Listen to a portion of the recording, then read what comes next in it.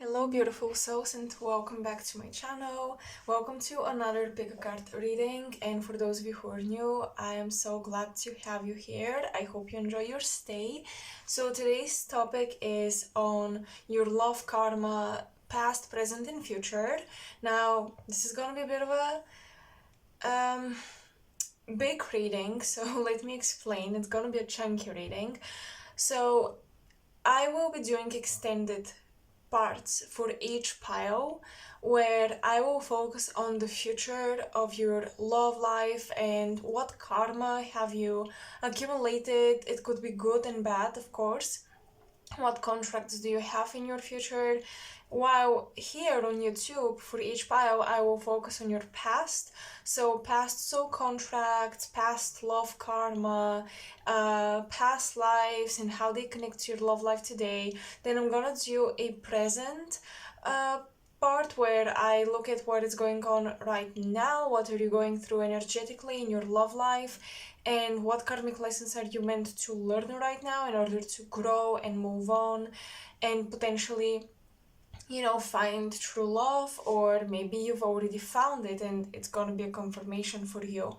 So this reading will be focusing on past, present and future, and the future will be in extended portions. The topic is soul contracts, love karma, past lives connected to love, and everything connected to your love life.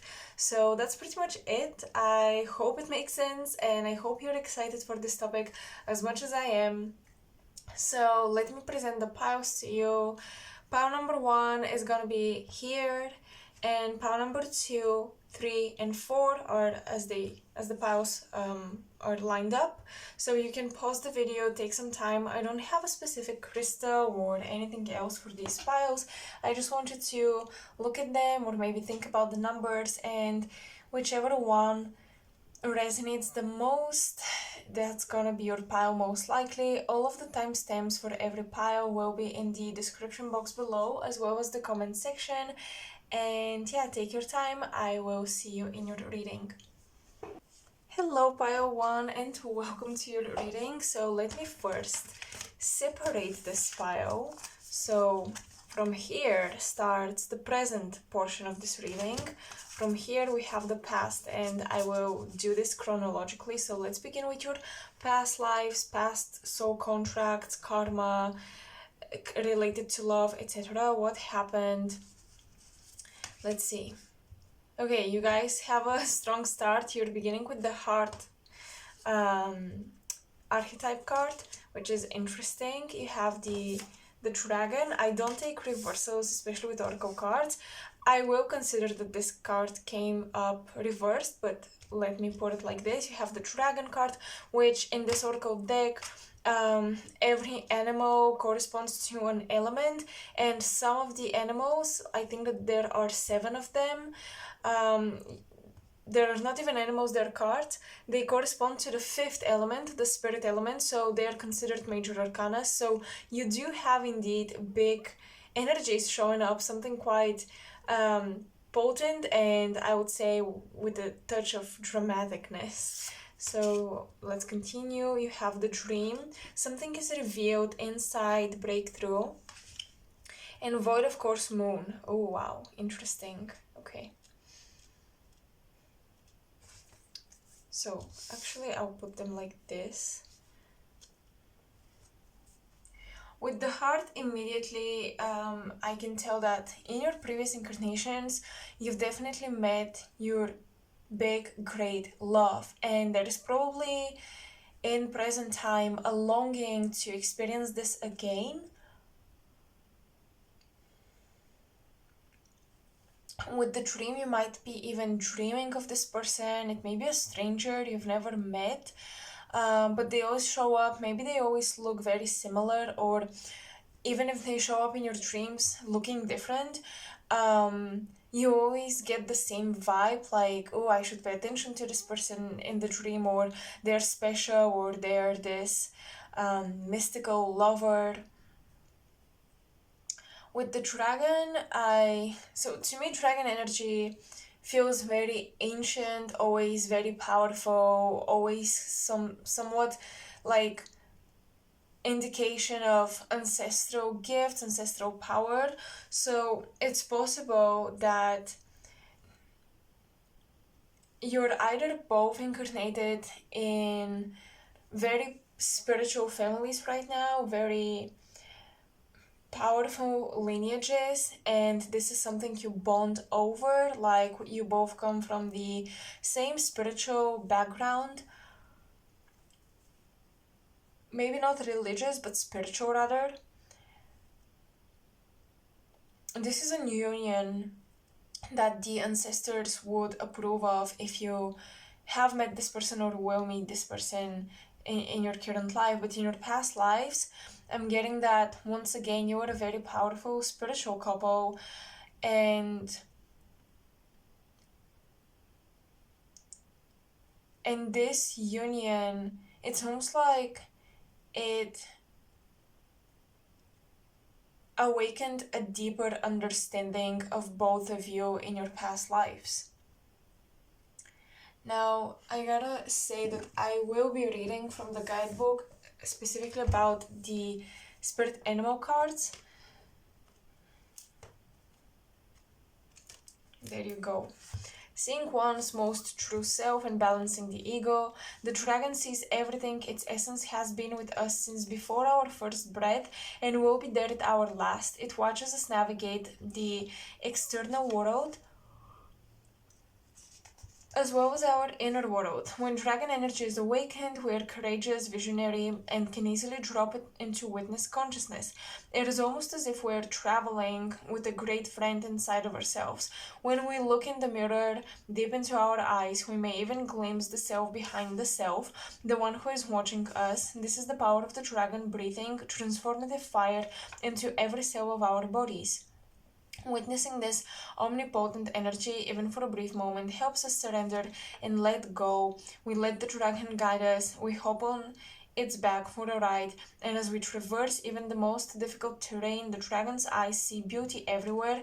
It is said that if a yogi does not see beauty in the world, their Agni is dim. Agni is described as inner fire or sacred intelligence. May even just the mention of the dragon stir the embers of intelligence within you. Okay, so while I was reading, I was getting a couple of things. First of all, for some of you, I'm getting a starseed incarnation. I'm definitely getting a Draco incarnation with the dragon, obviously, and even with the heart. I thought how the heart was giving me strong, Pleiadian energy. Pleiades are connected to the heart chakra, but I was also getting the heart of the universe, So from geocentric perspective, something that may be somewhat in the center, and I'm not sure where exactly you will find the Draco constellation, but there is something about the heart of the dragon, or the heart of the sky, of the universe. And I'm thinking how dragons are usually huge and they fly in the sky, right? So something here about the heart of the sky, something that's in the center of the sky. Maybe there is a constellation you're drawn to, a cluster of stars you're drawn to watch. I want you to download one of these apps that can tell you what you're looking at when you look at the night sky, and look up those stars, that cluster of stars that you're usually very drawn to, because it could end up being Draco or potentially Pleiades. For some of you, you've had past lives in both. For some of you, you were a Pleiadian while your twin flame or soulmate was a Draconian, and this union felt very polarizing but also very empowering. However, I love how the dragon card symbolized balance of the ego. So you might have had incarnations as a starseed, as a dragon spirit, and you may not fully resonate with Draco necessarily, because you come from a higher place. You come from a place of awakened heart chakra. So you don't come from the corrupted Draco timelines.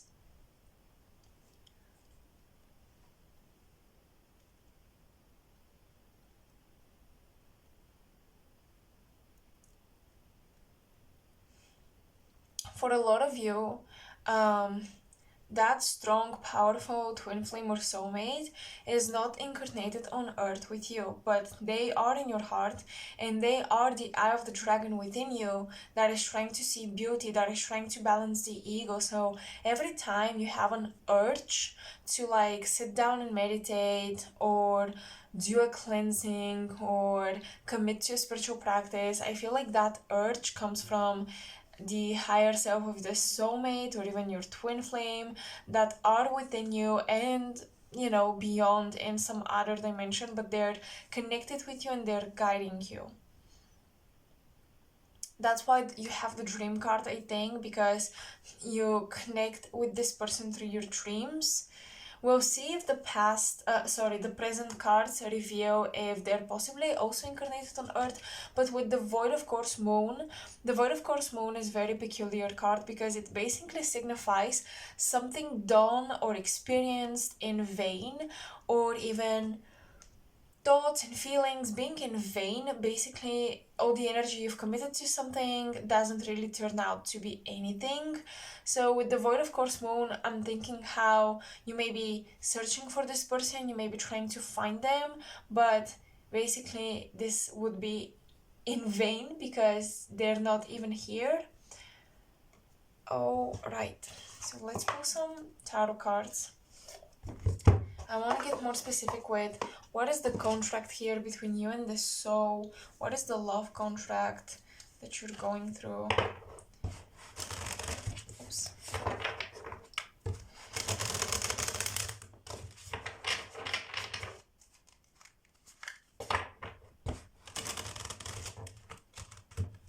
Alright, sometimes some decks are tough to shuffle. Anyways.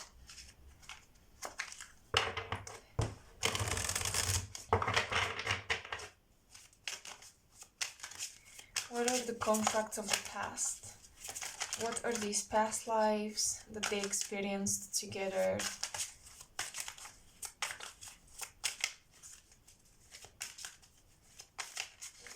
Oh wow. I'm getting that some of you sometimes feel like, what was the purpose of experiencing this love if it's not gonna come back, if I gotta live without it? I think with the heart, the purpose of this connection was you to strengthen and even awaken furthermore your heart chakra. This is interesting because I feel like for you the key is to combine your mind, your power, your intelligence with your heart and use them together. But in most of your past lives it was either one or the other, and I think this twin flame or soulmate came through to show you that you need to use your mind and heart together. Exactly. Oh my god. So the Three of Swords reversed. I love that because I always describe the Three of Swords as how the mind, the swords, pierce the heart, right? And when it's reversed, it shows that this is healing. So this is definitely a confirmation. Yes, indeed. In your past lives, when you came together with this other soul, they showed you that you need to walk the middle path. You need to combine the two most powerful aspects of you, which was your mind and your heart, and that's the only way you don't get either corrupted by power or stepped on by always being like soft and just gentle, because that doesn't always work, right? Softness and gentleness does not always protect us from oppression. So I love the three of swords. You're healing from the longing and the nostalgia, pile one, for this past relationship. And it seems like the contract here was that you awaken to the strong connection, potentially in today's lifetime, like your current lifetime, in order to heal spiritually. I feel like this connection really impacted you spiritually, really. It was so intense that it's almost like the longing did not allow you to grow. It was all that you focused on, and that's why separation was needed. That's why right now I think that this soul is helping you from the spiritual realms. Oh wow. I'm hearing I will send you someone who is just like me or similar to me. I will not leave you alone. I will send you someone that will fill in, you know, my position on earth at least. But you will always know deep down in your heart when you meet this someone who kind of, fills in this position, you will know that they're not exactly this soul, because you will still feel this soul somewhere beyond, coming from beyond, like being with you in spirit. Okay, wow. Six of coins, absolutely, they will continue to help you from the other side. The Temperance card, they will help you find balance, they will help you find peace, they will help you alchemize your life, your soul. And then you have Eight of Coins. The purpose of this connection from these galactic past lives is mostly to awaken you to your spiritual gifts, to awaken you to balance. It's to push you onto your spiritual path, basically, and to reshape your purpose. So if you've been doing like one job, if you've been in a career that didn't feel in harmony with your purpose, it wasn't matching what your purpose intended for you and you knew it, the awakening to this past life connection, the purpose of it was for you to heal your heart, merge the mind and the heart, start this alchemical journey, this transformative journey that will ultimately lead you to recreating your life.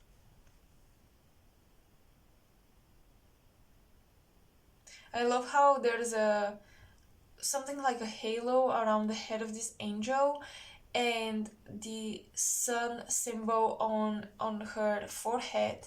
So yeah, this connection is definitely opening up your third eye, definitely opening you up to some spiritual intense experiences, some psychic experiences. I really feel like you awakened to this connection after you started dreaming of this person. You had a dream of them, you had a dream of a spirit guide or someone. They may even visit you in your dreams as a dragon or sometimes as a snake or serpent that you're not afraid of. Okay, I gotta really emphasize this. The snake in your dreams, if you have like this reptilian imagery, you're usually not afraid of them, of these reptilian symbols, or you even feel like you're connected to them somehow. So yeah.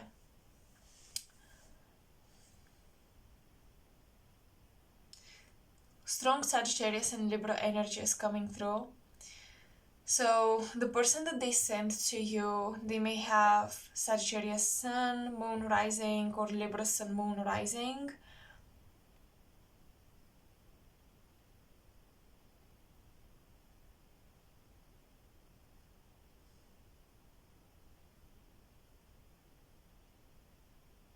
I'm hearing that this soulmate or twin will send you someone who won't hold you back from your path. That's what I'm getting.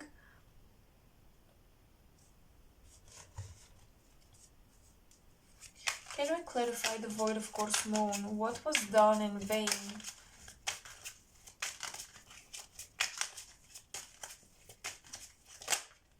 The lovers. Wow. This is so interesting. A marriage, a union, or maybe some of you are divorced, and after the divorce, you awakened to this past life connection, you awakened to this spiritual past lover. For a lot of you, I'm getting that an ex-spouse or, your past relationship, especially for those of you who are married to this person, that relationship clouded your mind, it clouded your psychic abilities, and it was going against you and against your spirituality. It was holding you back.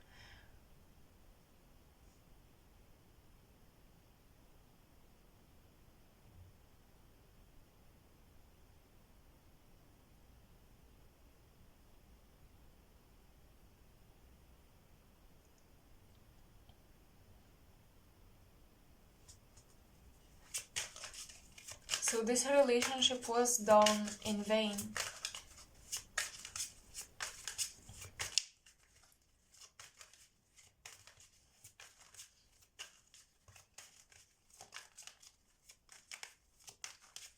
Can you clarify the heart and the dragon? Four of Wands reversed. Interesting, because the Four of Wands is usually considered the twin flame card, because it's almost like 1111 is drawn on the card, right? The Four of Wands talk about home, family, and the fact that it's reversed with the heart and the dragon,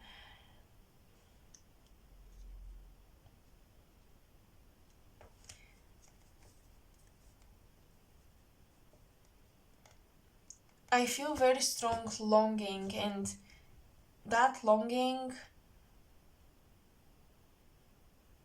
I'm hearing that to some degree this longing will be the motivation that will push you into, your spiritual search. It will push you into your spiritual journey. But we have some fourth house healing going on here.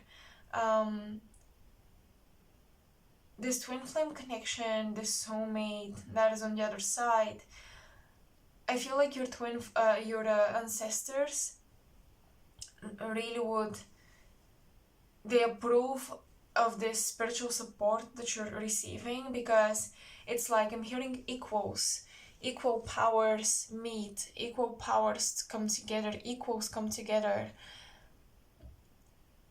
But at the same time, I feel like the gifts and the powers, the strength that you awaken to will burn away something that was unnecessary, like unnecessary karma or drama with your family members in your current incarnation.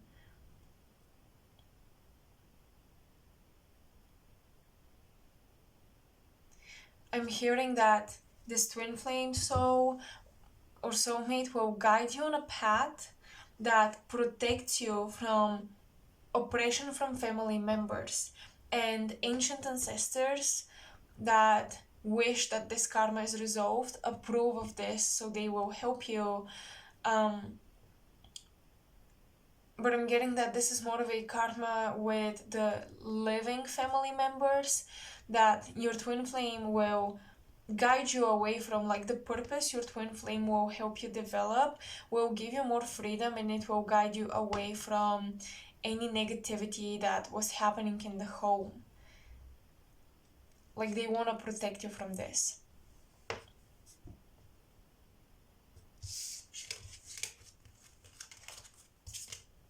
Alright, now let's see what is happening in your present.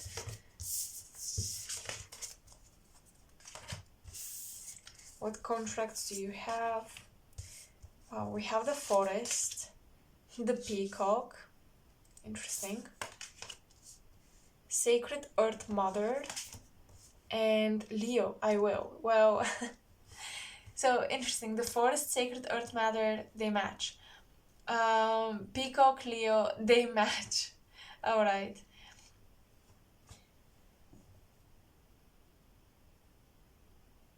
Lots of green and blue and gold.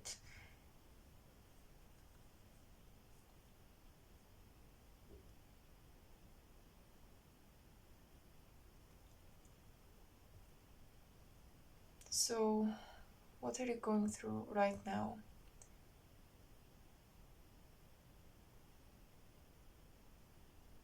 The peacock usually is drawn on the King of Cups or even sometimes the Queen of Cups card in tarot, but usually the King of Cups, because the peacock symbolizes mediumship, psychic abilities, clairvoyance.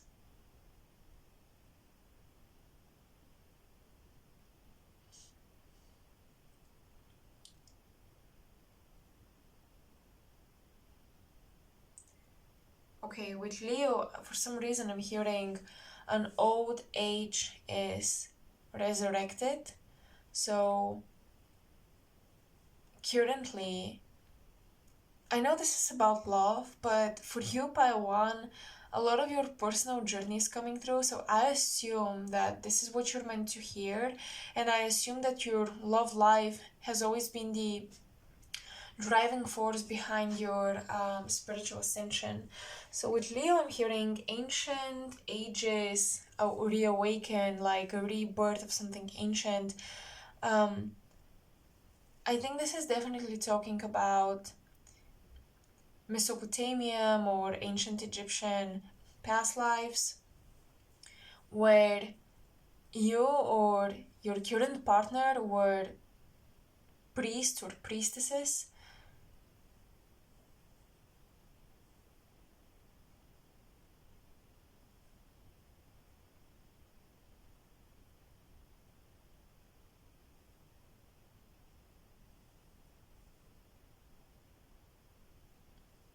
You're awakening to these past life gifts right now through a relationship dynamic that is currently taking place. As I told you in the first portion, some of you are already divorced, and that divorce was holding you back from your abilities. Well, is it possible that after your divorce, not only did you have like these dreams and awakenings for a twin flame connection in the ethers, but you also met someone with strong shamanic energy, someone with leadership but also shamanic energy, and they, funnily enough, are also giving me like Pleiadian shaman vibes. All right, I definitely think you, in your love life, most of your partners, except perhaps that divorced spouse, are starseeds. I think that to some degree, so you could have met, I think you could have met the person your twin said that they will send to you, um, that will resemble them, because I'm sensing someone really powerful, um, someone spiritually enlightened or just empowered, someone with shamanic divine energy, and someone who is also like a leader. And with the lion, with Leo coming through, I always think of how cats and reptiles, they both have those um slit, like, I think iris, or no, it's not the iris, it's the pupils. Yeah, pupils. So those slits for pupils, and it's almost like they share this genetic background. So there is a connection here to the dragon energy.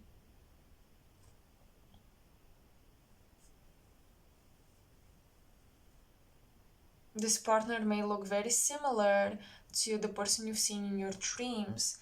I'm getting that you are very likely to even mistake them, that they're the same person, but later realize that they must be different. The higher self of your current partner or who you're currently dealing with has this golden aura.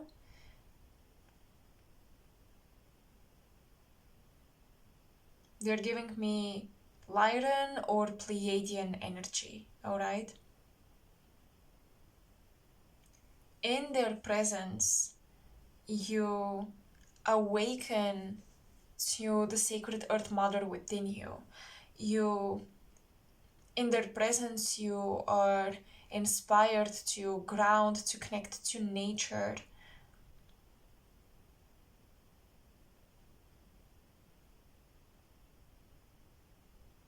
For a lot of you, you have a contract with this person to have children with.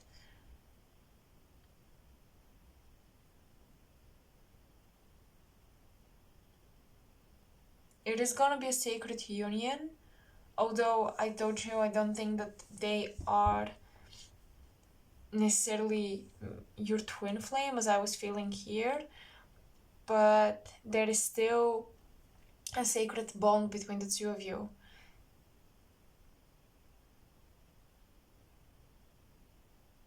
Yeah, I think that most of you will have children with this person.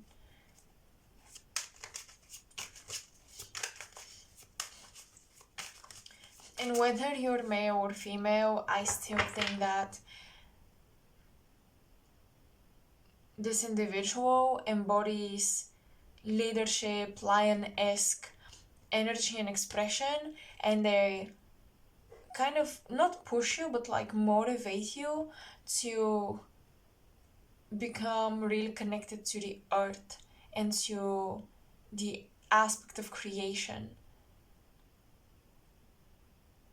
With the peacock, this is interesting. You may have a shared vision for the future.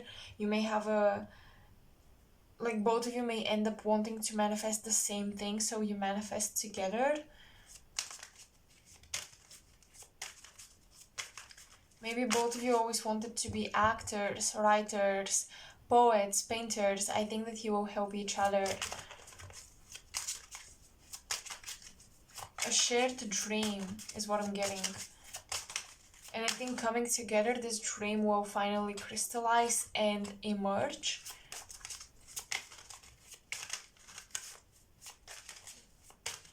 I'm getting that this individual was just as lost as you before they found you.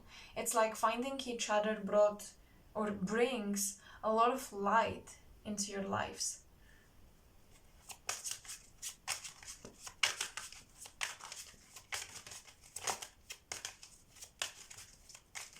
Clarify the forest, please, Spirit. What is the soul contract here? What is the soul contract here? Nine of Pentacles reversed. What is the soul contract? And Five of Wands. Wow. So Nine of Pentacles is Venus in Virgo. Let's say Venus does not like to be in Virgo. Because Venus is exalted in Pisces, Virgo opposites Pisces, so yeah, Venus is not really fond of Virgo energy. Then you have the Five of Wands, Mars in Leo. What is the purpose of this connection? First and foremost, with immediately when the Nine of Pentacles came out reversed, I was getting losing the ego, getting rid of the ego, losing things that you were attached to that limited your perception of you and your reality and what the possibilities of your reality were. So when this relationship like happened, I think that the big contract between the two of you were that both of you had lost things that stripped you down from your egos, or both of you had to give up on things that build your egos in order to be with each other.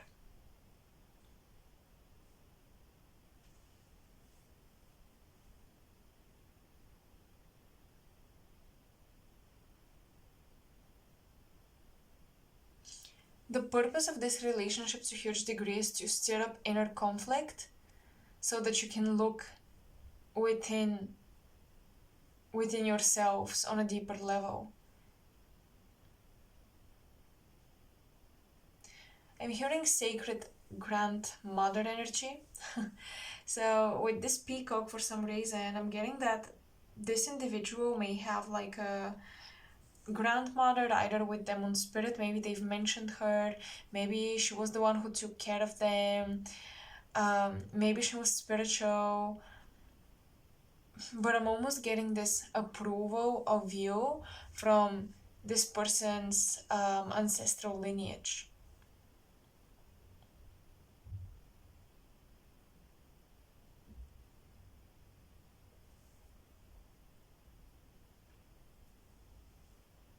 If you haven't met this person yet, I think that the sure signs they're on their way is the fact that you have a lot of inner conflict and the fact that you've lost a lot of things on the material plane that you previously associated with, like a job, a relationship, a position in like a socio-economic group or situation. You lost something trivial that you completely believed compiled who you were. And that stirred up inner conflict as to who do I want to be? Who am I really in this world? Am I really my job? Am I really my relationship status? Who am I?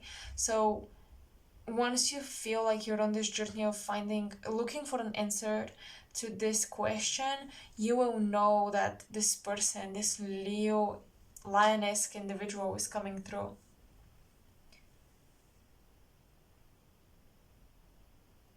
Oh wow, interesting.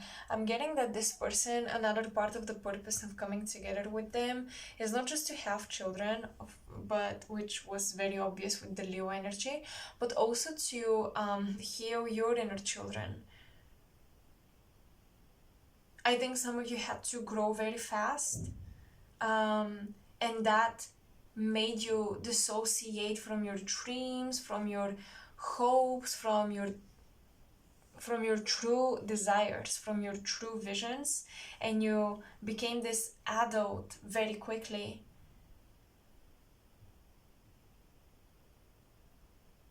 This relationship is supposed to bring back magic into your life by enabling you to create freely from an authentic place.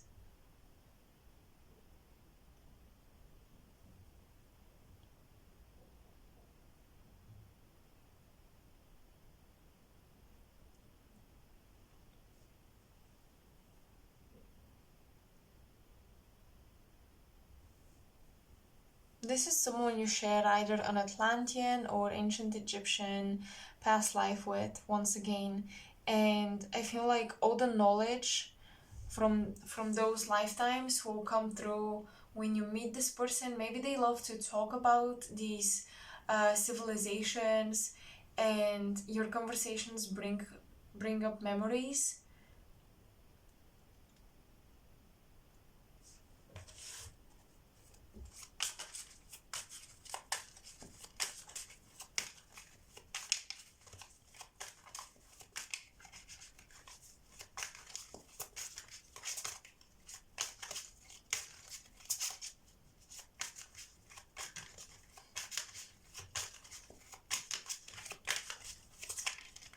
For a lot of you, this connection will awaken you to the ability to sense or even communicate with forest spirits, like tree spirits, passed on animal spirits that are still, hopping around in the forest. You will be able to draw a lot of spiritual energy from the earth. Five of Swords reversed. Interesting.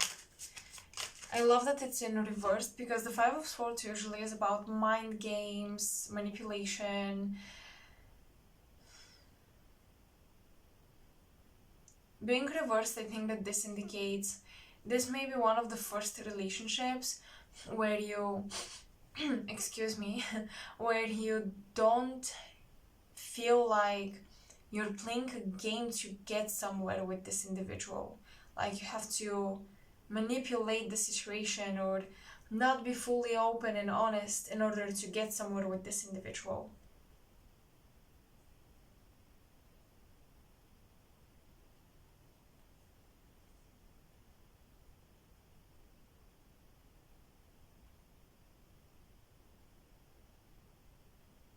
So once again, Leo, Libra, Sagittarius energies could be present in the chart of this person, and they are mirroring your twin on the other side. So I feel like your twin on the other side is like, this is as close as it can get. This is as close as it gets.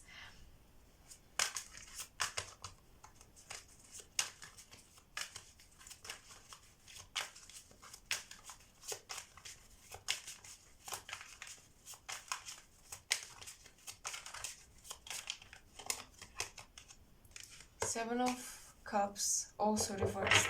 Yeah, trust me, you will, like, this relationship, you're either dealing with or you will very soon meet this person. This relationship will not be about the material aspects of life.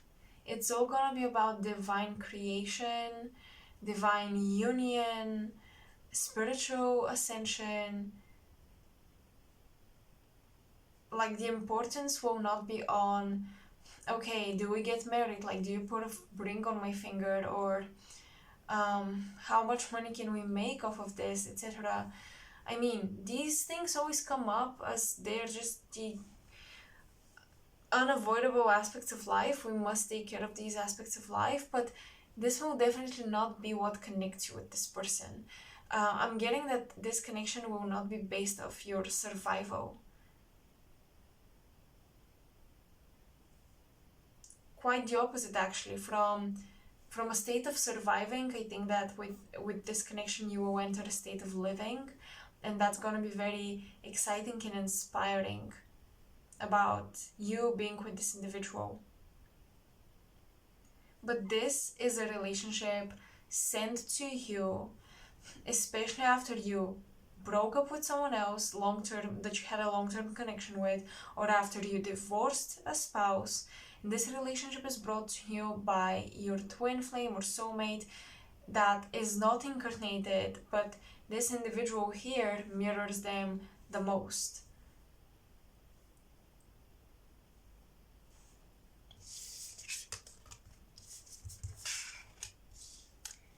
Oh, right. I feel like that's all I have. I think we talked about contracts, we talked about your past lives. So yeah, I think that's all I have for you guys. I hope you enjoyed it and I hope this resonates. And if you're interested in what the future holds for you, love life wise, and what karmic contracts may come through in the future, are you gonna stay with this person, etc., just all the rest of the details, and even anything else that may come up about the cards we've already looked at, make sure to go and check out the extended portion to this reading. I will be really grateful for this sort of support, and if not, I still hope these messages resonated and they gave you clarity and peace, mostly like a peace of mind. So thank you for watching. Make sure to like, share and subscribe to support my work in the channel, and I hope to see you in my next pick a card as well. Until then, bye. Hi Pile 2 and welcome. So let's see what the cards have in store for you. Okay, so this is gonna be your present story and journey. This is gonna be your past. So I pulled more cards than I intended. I intended to pull only one card from each oracle deck that I've used here, but for you, I think I have most cards of all piles, so I guess it's a broad story and a lot needs to be told. Okay, we have the fault line, the gem, the dolphin. Let me put these here. A hidden gift, sadness, an ending, a new beginning. Interesting with the fault line and the ending, sadness, new beginning. I think these might be connected. You have the North Node. Oh yeah, these two I actually saw and I was like, I definitely need both of them, because you have the North Node and the South Node. This is so specific, because the South Node is your past lives, your talents, and basically the South Node summarizes everything you were and you mastered in your previous incarnations, and the North Node is who you're supposed to be today as well as in the future. So your past and future are definitely intertwined. For example, unlike pile 1, I definitely think that your past lovers, or maybe one particular soulmate, has been incarnating with you and is with you today as well, and you're definitely connecting in this lifetime too. Okay, let me put them, I don't know, like this maybe. I'm not sure how to arrange them. Okay, that's it. So, past life, contract, and karma. First of all, in your past lives, you promised each other, you and your loved one. I'm gonna say lover because this is romantic, so you and your lover promised each other in your previous incarnation together to meet each other again, to find each other again, and I think you're definitely living up to this promise. With the dolphin, I'm getting a lot of telepathy. I definitely think that in this lifetime, you and this person are very similar, you're on the same wavelength. You know how usually opposites attract? Well, I think that with you and your partner, it's quite different. I think you're very, very similar. And with the dolphin, I'm also getting, for sure, Syrian energy. So when it comes to starseed origins, both of you may have strong Syrian incarnations or strong resonance to Sirius.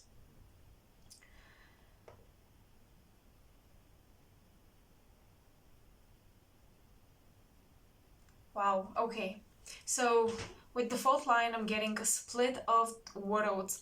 The dolphins in the gem teleport me back to Atlantean technology as well as Lemurian technology. I'm now the crystals and the crystal technology is known to be Atlantis, to indicate Atlantis.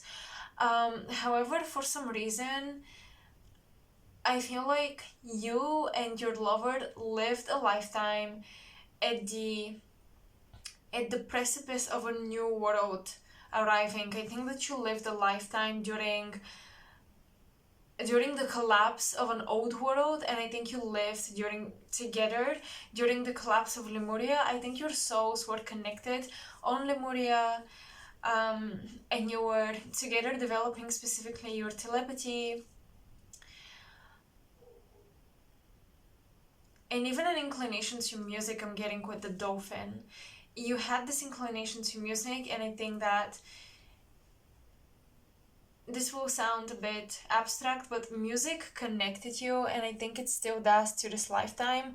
But I feel like back then you decided to incarnate together again, and I think you showed up together on Atlantis in this new world, but you definitely lived through some sort of collapse or disaster that destroyed your world. You lived through that together. So there is a very deep bond.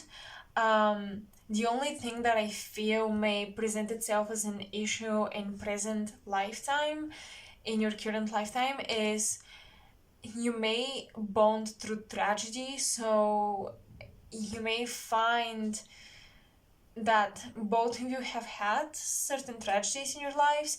You may bond through this, but it may be difficult for both of you to escape that mindset that perpetuates tragic events in your lives, or that perpetuates trauma. It may be difficult to escape it because both of you are very attached to it. And the strength and the depth of your love, I think, formed because it was like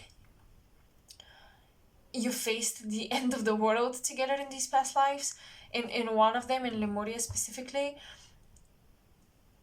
So you may feel like you love each other best when the world is almost ending, metaphorically speaking. So it may be difficult for both of you to escape your minds. Okay, I think you're very, very similar, but neither one of you can pull the other person to the light side. So this is definitely something, if you want to keep this relationship, something that you need to work on.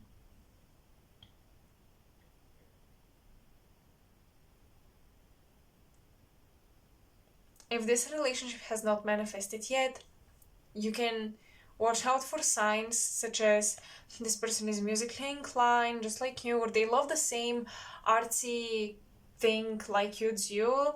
But the dolphin, I'm definitely getting music. They have a very similar talent or gift as you do, and overall they're very, very similar to you. But it's almost like that similarity does not allow for both of you to grow or to push each other to grow. So you really have to want to become better people when you come together, because it's not like one or the other will motivate um, the other person to do better. It's not like you will push each other out of your comfort zones. I feel like, in fact, you may end up both enjoying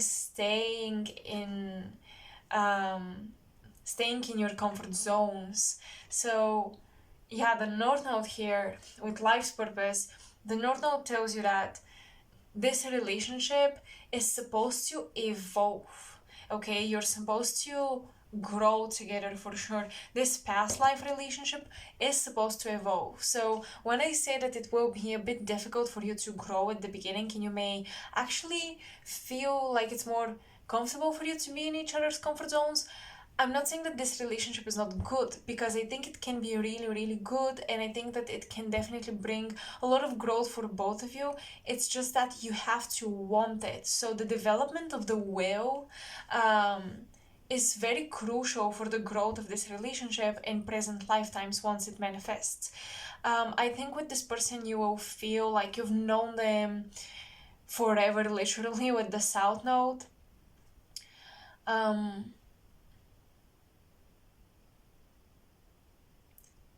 I just think that you will recognize that this is something special. It's a gem. And this relationship, because you faced this catastrophic disaster in a past life together, I think it will manifest for both of you when your world is falling apart, or when um, you feel like you're crossing into a whole new world.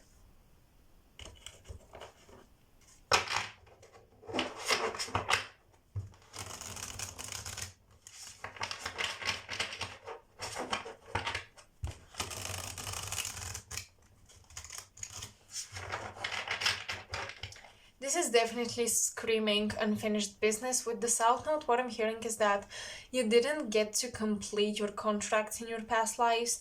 Even on Atlantis, I feel like you incarnated always during times of a disaster, a natural disaster, or even like a spiritual collapse. Because what I was picking up on with Lemuria was that the collapse was needed for a new age to be born. And that collapse is not necessarily physical, okay? Sometimes you incarnated during mental societal collapse, like during the Dark Ages, or during times when a religion or an empire was literally dying. And I think you never got to, in many lifetimes, you never got to finish what you started. And what I'm getting is that the age of Aquarius, I'm getting a lot of Aquarius energy, especially with all the colors here. It's giving me strong Aquarian vibes. The age of Aquarius was like a golden ticket for a very, very special time frame where, despite the collapse, you can actually grow. With the fault line, as you can see, there's once again a split. So you often incarnate when timelines are split. And the thing is, in many past lives, both of you remained in that past timeline, so you couldn't jump into the future right away, and you had to experience the collapses, the disasters, the wars, or whatever happened that crumbled your worlds. But in this age of Aquarius, I feel like with the dolphin represents spiritual ascension to me, and ascension of the mind. I think that you're here to both work on your mind so that you can jump to the timeline connected to the future. So instead of losing this relationship, losing this connection, instead you can finally grow together.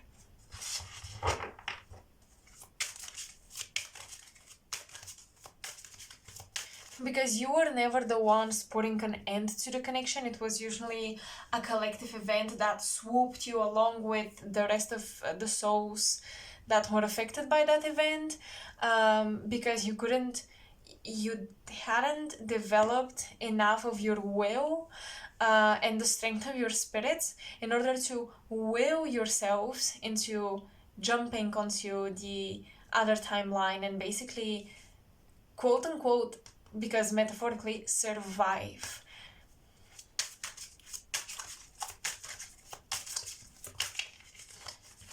So Spirit is saying this relationship, your love karma, is to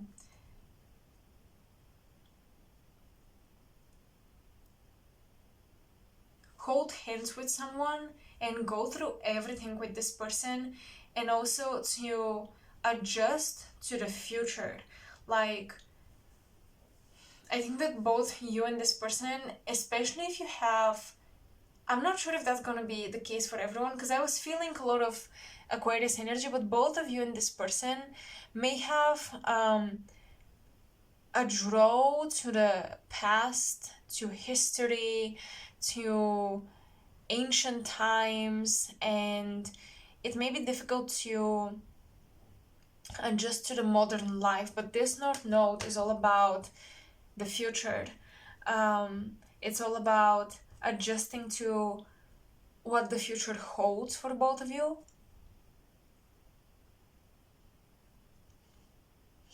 So this can mean learning AI together, or learning how to deal with certain technologies together, especially if you're from an older generation. You may meet when you're both much older and figure out that you have to learn together about the modern aspects of society. But I'm getting that both of you need to tune into the future, and if you have Aquarius placements, both of you, I think that that will be easier. I love this card. You have the satellite card, support, attraction, companionship.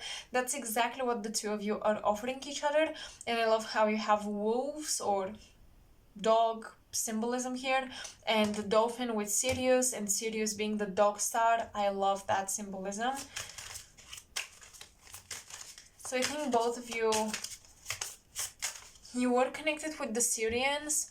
I think you were Syrian souls incarnated on Earth throughout Atlantis, throughout Lemuria, and you were bringing your Syrian wisdom to Earth. I think that you were some of the souls that brought the magic of music to this planet.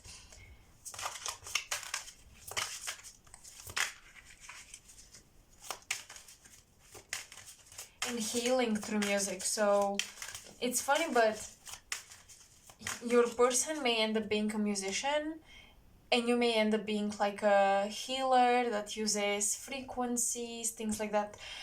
Or both of you may be musicians, but I think that you will, even if you are different, like on a surface level, at the core of what you do and what your talents are, you have that same musical frequency oriented gift.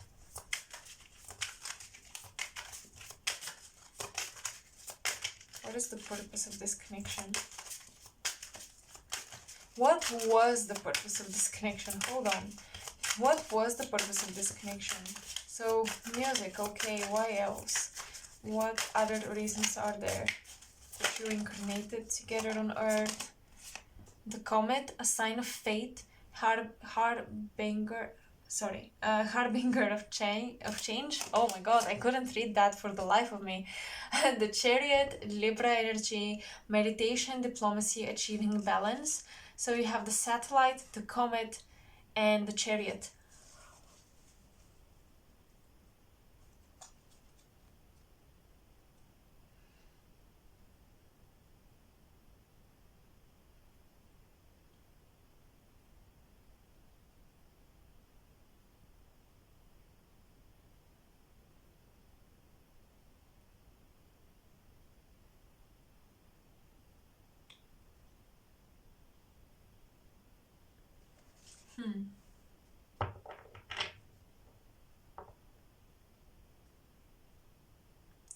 With the comet, I think you both arrived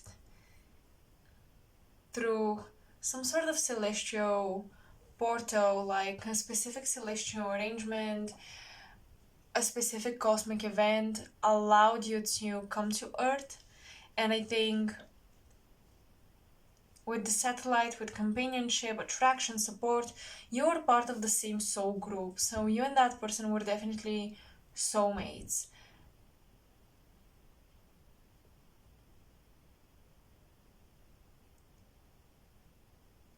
One of you or both of you,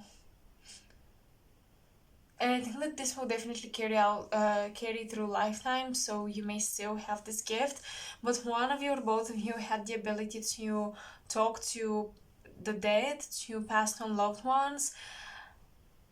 I feel I'm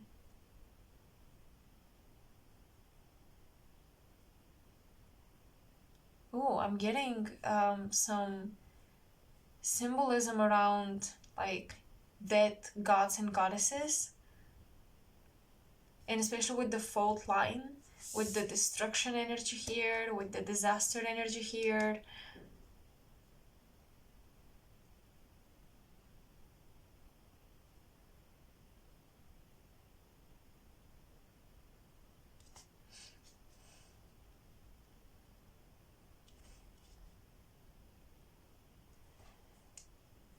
So I'm getting a lot of things and I'm trying to sort it out, but first of all, the clearest message that is right now coming through, I'm seeing a past life in ancient Rome where you or your person was, or you were, or they were a warrior, a Roman warrior, soldier,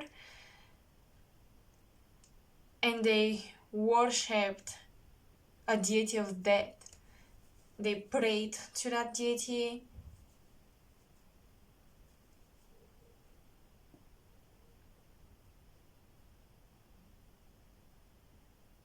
And it's almost like that worship or that connection came from previous incarnations where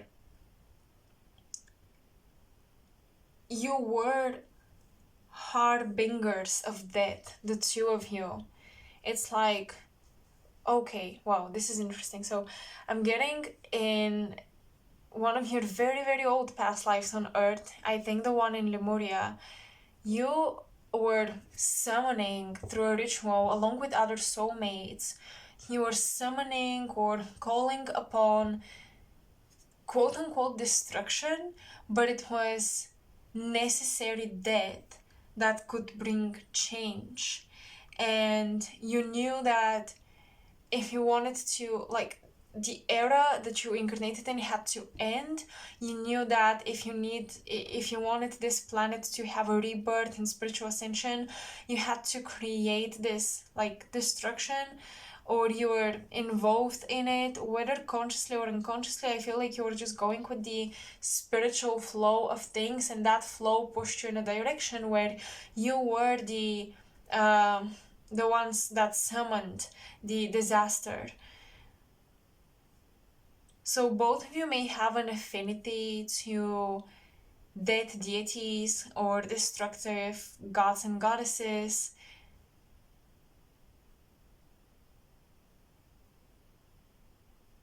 And definitely an affinity for the afterlife. I'm getting a lot of afterlife references in the cards, or just, and I cannot even pinpoint exactly where, maybe in the Chariot, but I feel like on a very subtle level, the colors of the cards, somehow the arrangement makes me think of traveling through the underworld, being able to do that, being able to connect with passed on souls, being able to guide them into the afterlife, escort them somehow.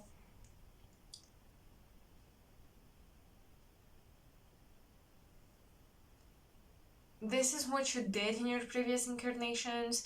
This is what you connected around, as well as the musical element. So I'm very interested. I'm actually going to leave the cards here, and I'm very interested to see what connects you in the present time. We have Eros. Okay. Oh, interesting. Eros. We have a crow, a fish, and the Nine of Hearts, fulfillment, harmony, and protection. I love this. Look at that yin-yang energy. Perfectly complementary. And the crow is holding onto the gem. So please let me read from the guidebooks, especially for the animal spirit deck.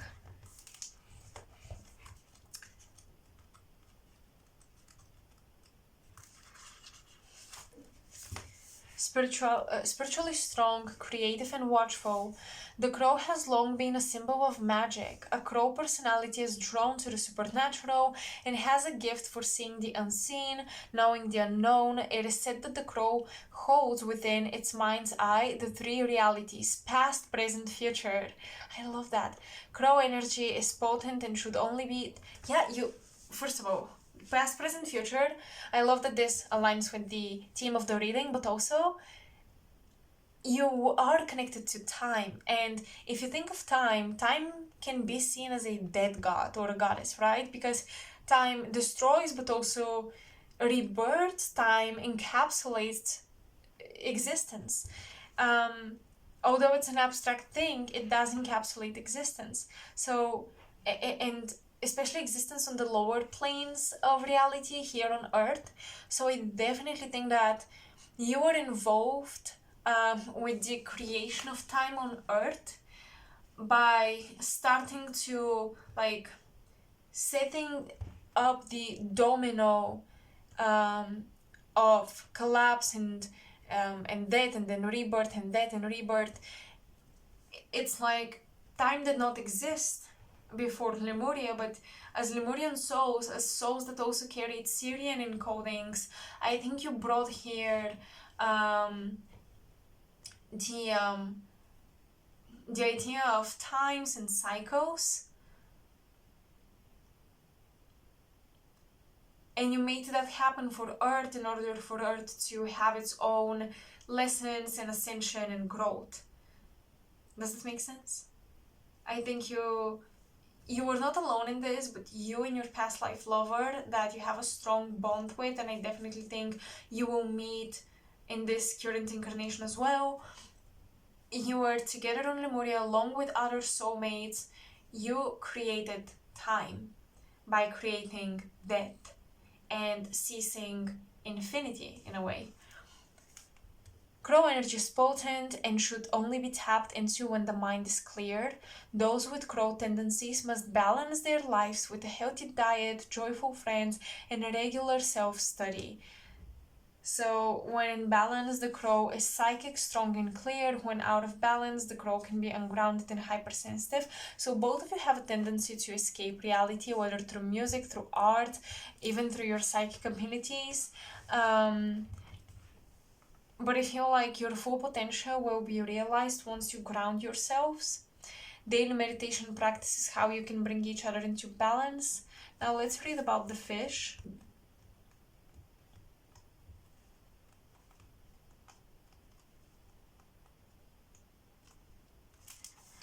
Restlessness, change of focus, lost in the current. The fish loves to be subsumed in life's current.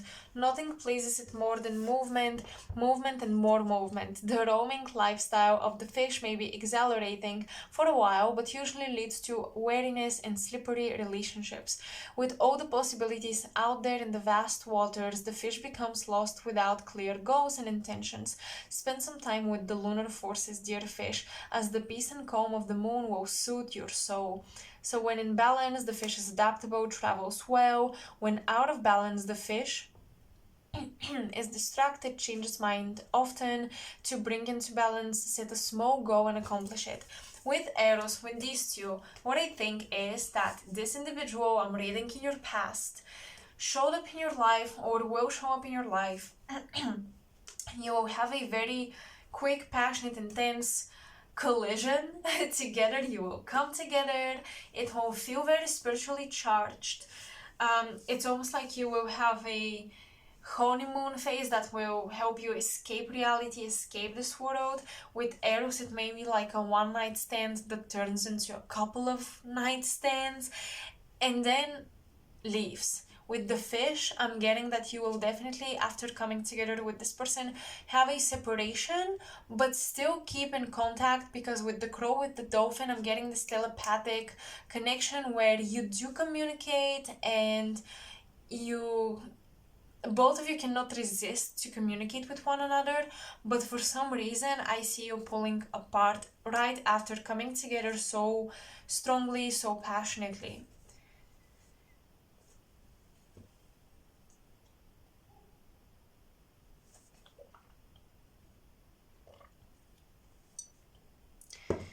The Nine of Hearts is interesting. Um, it says fulfillment, harmony, and protection. It makes me think of the Nine of Cups in Tarot. It makes me think of wish fulfillment, dreams coming true.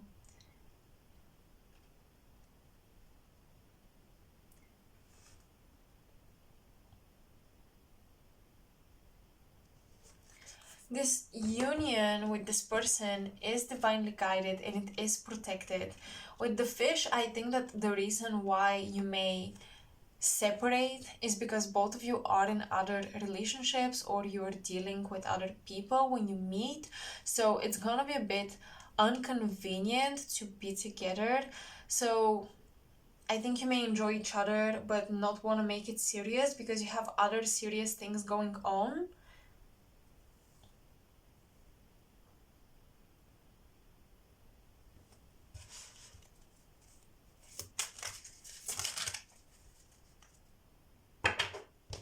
Actually, I want to use a tarot deck. What is going to happen after you meet? Six of Cups reversed. So the Six of Cups does indicate past lives. I definitely think that you will remember your past lives, but you won't be willing to leave past relationships behind. Or you will have to actually hold on. Yeah, the Six of Cups can indicate sweethearts, high school, childhood sweethearts.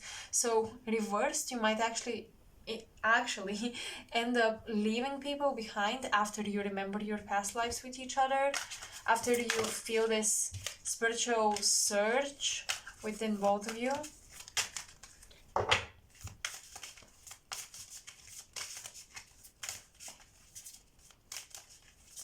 What is the contract here?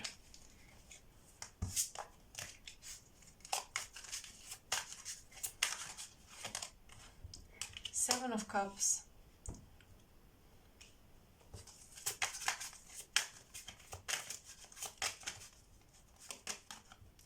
And Eight of Wands. What is the contract? With Seven of Cups, usually Seven of Cups symbolizes wanting everything, not being able to decide, being greedy,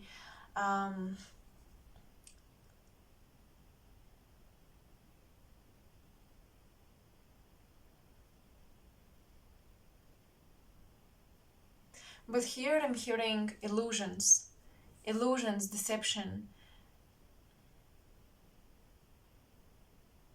I think when you come together, you will have a rude awakening as to what it is that you want in love, and both of you will have to make very quick decisions. And I think that this decision will bring you together, but yeah, I feel like you will really meet when you have so many other opportunities and other love interests in your life, and maybe even for some committed relationships, especially if you're committed to a water sign. I think this person will come into your life and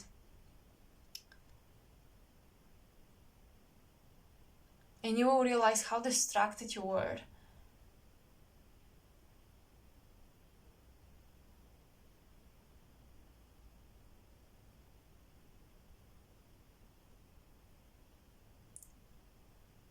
With the Eight of Wands and even the fish suggesting travels, it's likely that you will meet while traveling.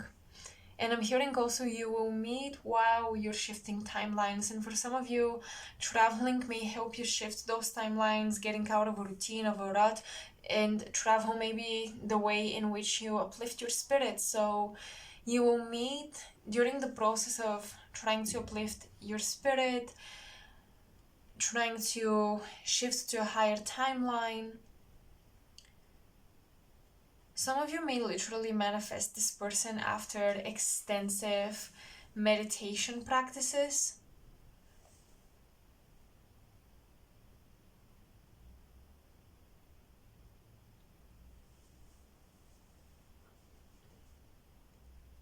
Okay, so an imagery is coming through. This may not be for everyone here, of course, but I have to say what I see. I'm seeing blonde curly hair. So this is either you or them. But for many of you, I'm getting that blonde curly hair. That's gonna be your soulmate from this past life coming through here.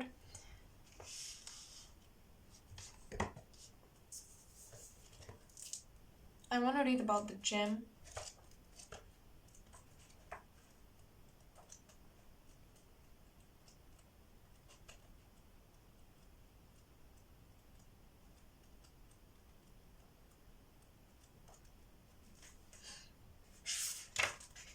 The diamond, the gold, the inner treasure, they are infinite names for the gem. It is also known as the jewel, the star, the talent, the gift, yes indeed, the hidden gift, or a hidden gem, right? One thing for certain is that it is found deep within a substance that is very much unlike it. For example, a diamond in the rough. The gem always stands in contrast to its surroundings. You can't find it when you are among comforts and pleasantries. Wow. Okay, listen. So pile 2.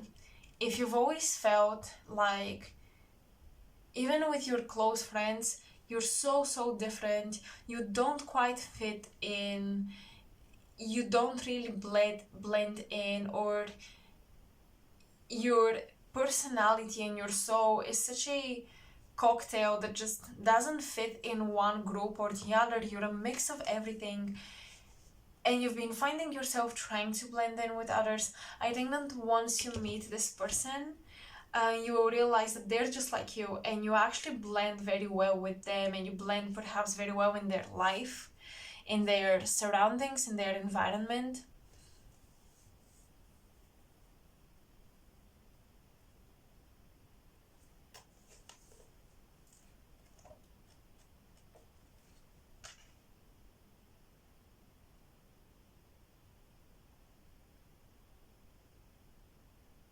Precious stones develop slowly deep in the earth amid pressure and darkness.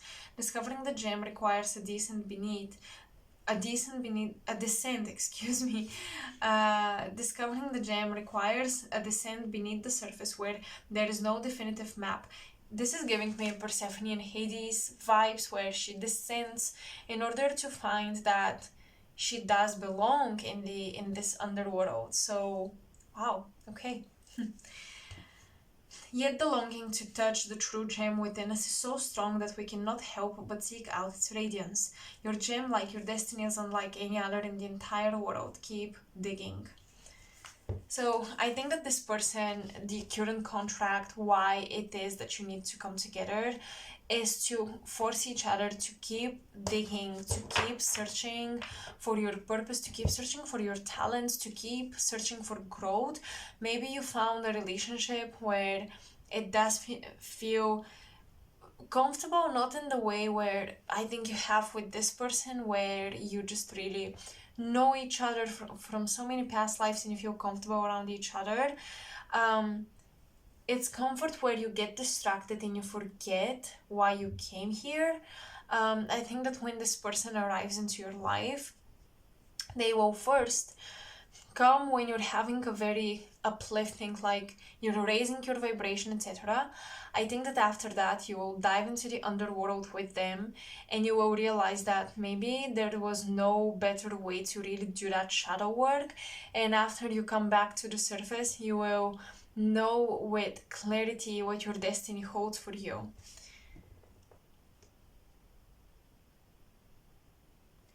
I think that the purpose of this person arriving into your life is that they will contrast everything and everyone you know, but they will mirror you.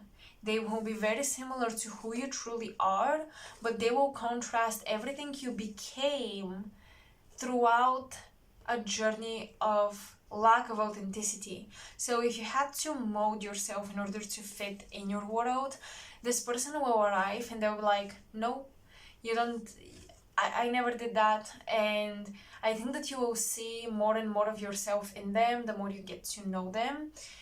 And you will see how much the people you surrounded yourself with and the things you surrounded yourself with do not really fit your vibe. They don't really resonate as much as you thought and as much as you forced them to resonate with you.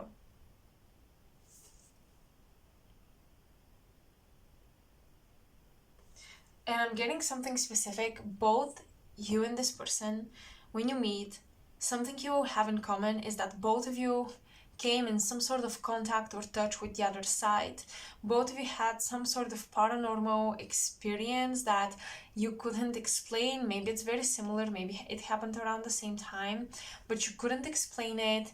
And I think that this will be such a catalyst story that both of you will hold on to and be like, okay, I think you know me and you understand my soul like no one else does.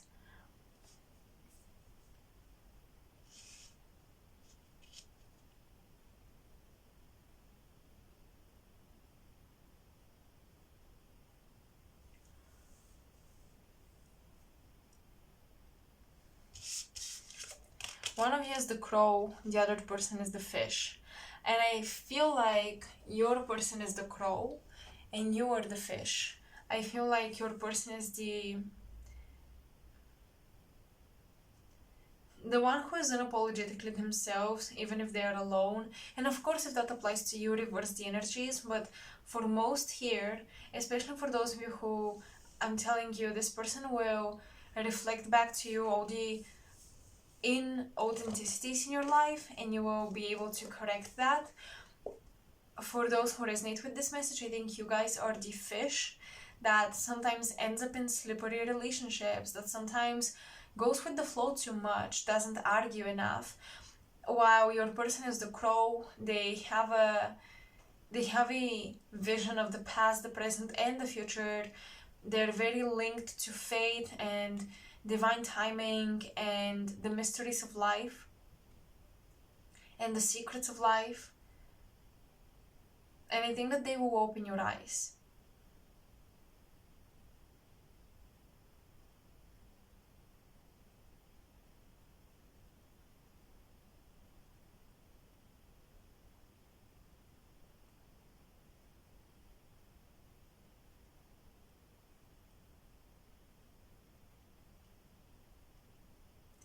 So pile 2, I think that this is all I have for you. I hope this reading was interesting and it resonated with you. It gave you some clarity or answers. Let me know in the comment section below what resonated, what didn't, what questions this might have inspired you to ask. And yeah, thank you so much for watching. Thank you for being here until the end. I really appreciate it. You can like and share and subscribe to support my channel. And if you want to continue this reading, go to the description box below or the comment section where the link to the extended will be in underneath the timestamp for this pile. And yeah, that's all I have for you. I hope to see you in my next pick a card as well. Until then. Hello pile 3 and welcome to your reading. So let's see what the cards have in store for you. So this is your past and this is your present. I'm gonna take a look at these cards later. Now let's see what past lives and contracts from these past lives do you have when it comes to your love life. So far, pile 1 and 2 have been very focused on like one particular soulmate, one particular person.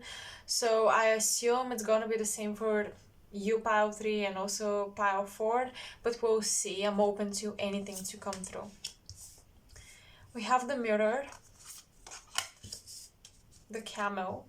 Interesting coincidence here. Somehow this crescent, the blue color, reminds me of the sparkles here, and the moon is also here.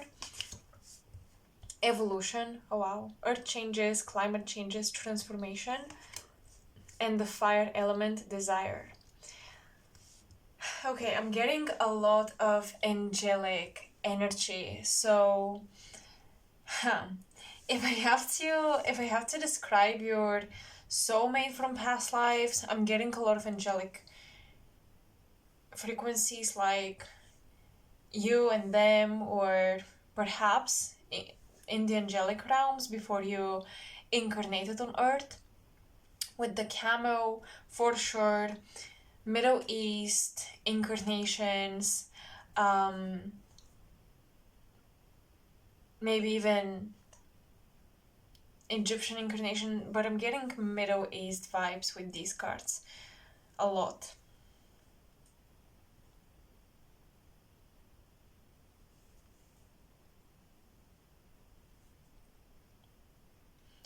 Earth changes, climate changes. With the card of evolution, I'm hearing solar evolution. So a lot of you are very connected to the sun from these past lives. Maybe you have this sun and moon symbolism playing out in a relationship or in your love life, or that's the person you're looking for, someone to be the sun to your moon or the moon to your sun.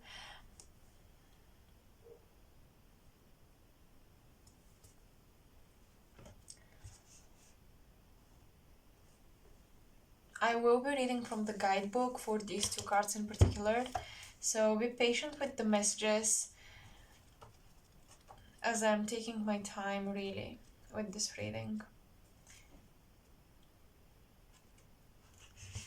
The reflection, the illusion, the looking glass. We look into mirrors every day without recognizing them as portals into another realm.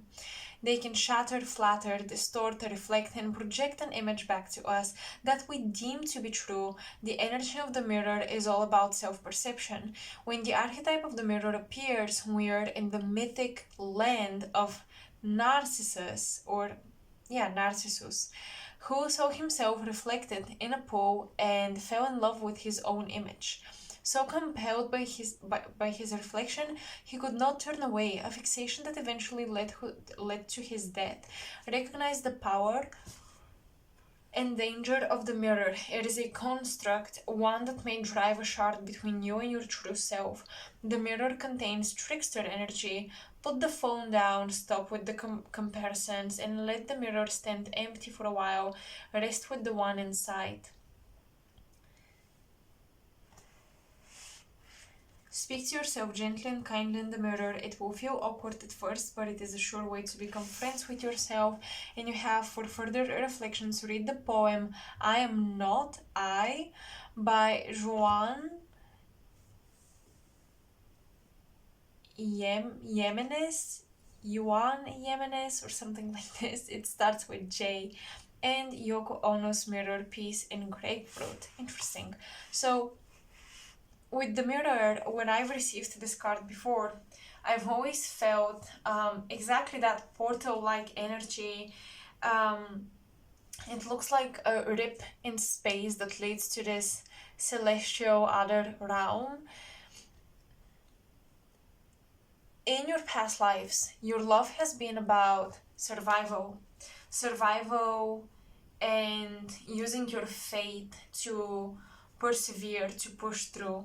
I'm getting some of you might have had past lives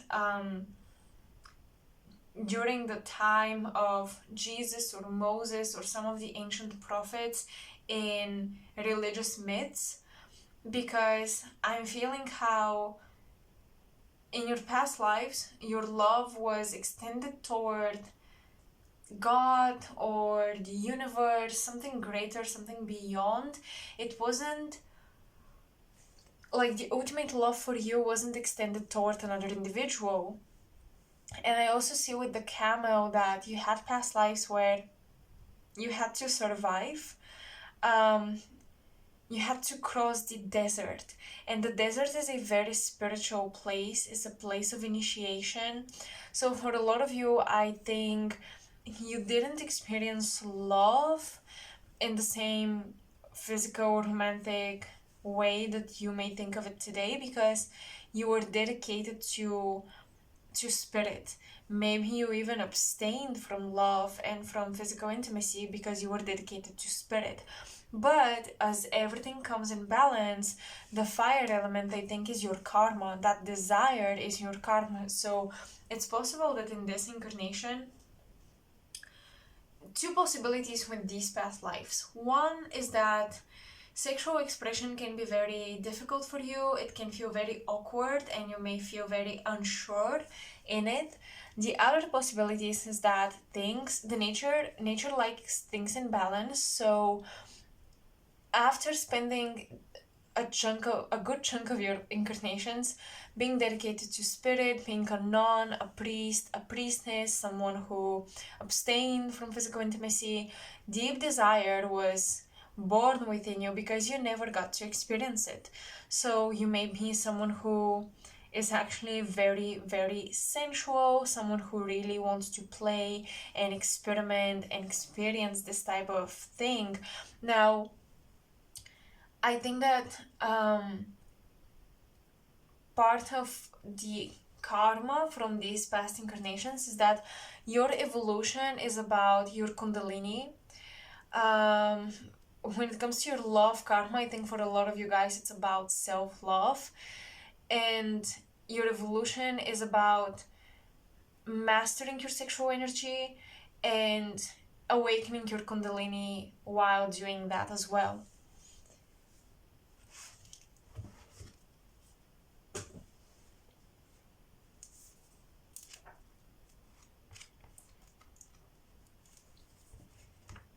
The camel is also from the fire element, so I think that this is significant as well.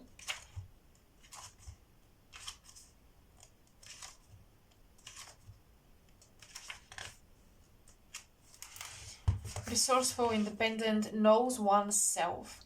Well, interesting, because in the mirror you may be deceived and you don't know yourself, but the camel knows oneself.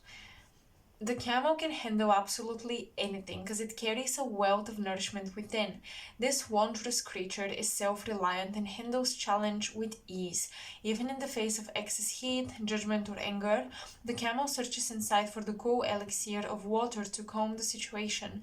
The camel represents the ultimate form of bringing opposites into balance, fire and water, and being responsible for one's own reactions. The camel is a wonderful traveler and is especially fond of trips to faraway lands. When in balance, the camel is calm, content, and there is a sparkle in the eye. When out of balance, the camel can be dehydrated or to lack vitality. To bring into balance, you need a pilgrimage.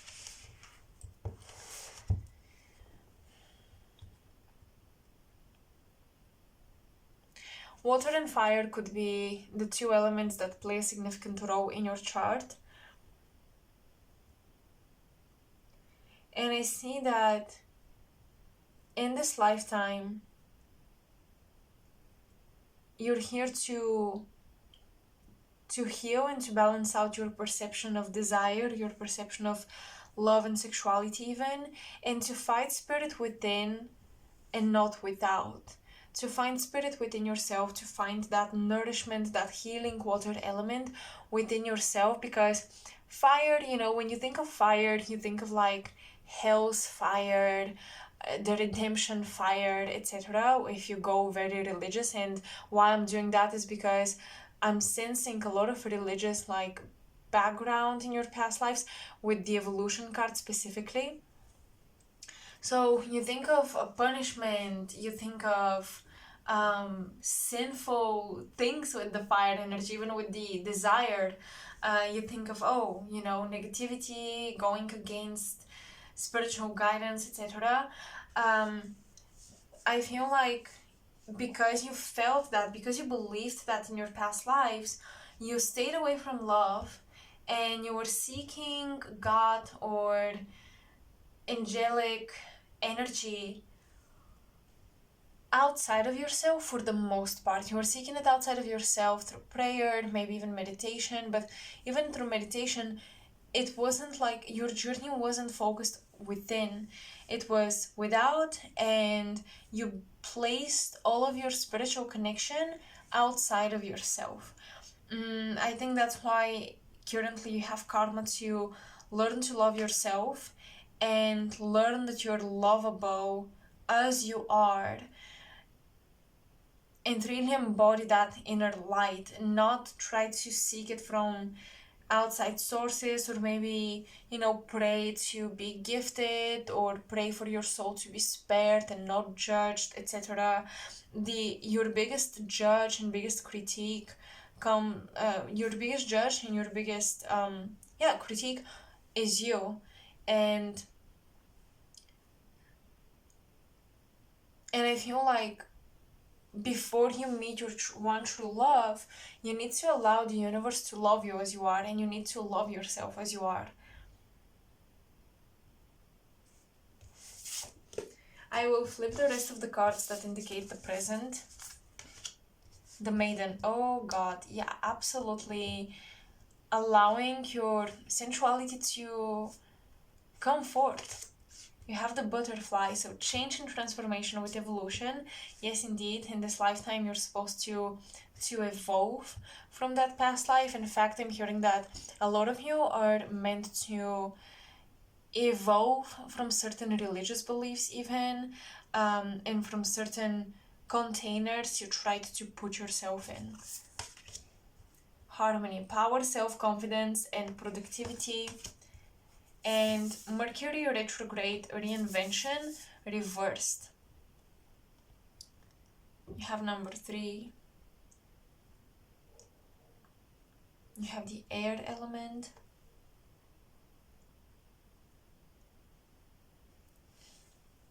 So because Mercury retrograde is about rethinking, redoing, and it is reversed, I see that it's very difficult for you to start a new chapter, start a new story. A lot of you are, because you're sensing such potent energy from your previous incarnations, such potent connection to the angels specifically, a lot of you might be thinking that you need to connect with that energy again. And I'm not saying that you should not connect with angelic energy, but you are connecting with your spiritual energy the same way you used to do it in past lives, because you felt like that was the most powerful thing to do. But I'm getting that it's not, at least not in your case, because you have to learn to transform and to change the way you view a lot of things surrounding love.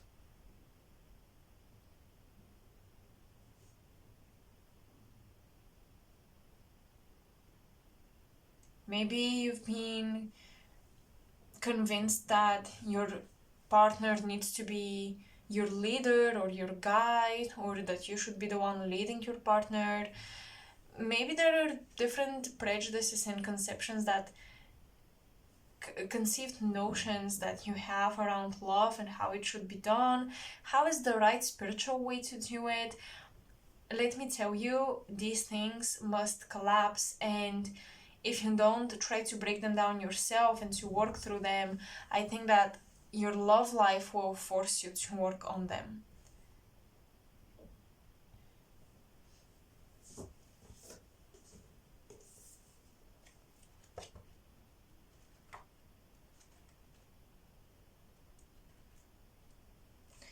The maiden is the virgin, the princess, or the innocent. The maiden archetype is the epitome of innocent arousal, naive sensuality, and precarious purity.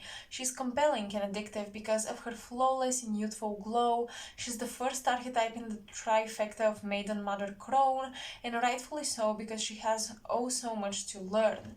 Oh, that's interesting, because for those of you who relate to feminine energy, or even to those of you who are connected to masculine energy, you might be in the state of the princess or the prince, where you feel like your journey is just beginning and you have so much to learn, but at the same time you might be afraid of really learning or mastering something, because then you lose your guides and then you have to become responsible for your actions. With the maiden here, specifically, I'm getting this desire to remain pure, innocent, and almost blissfully ignorant to certain spiritual dynamics that you're going through.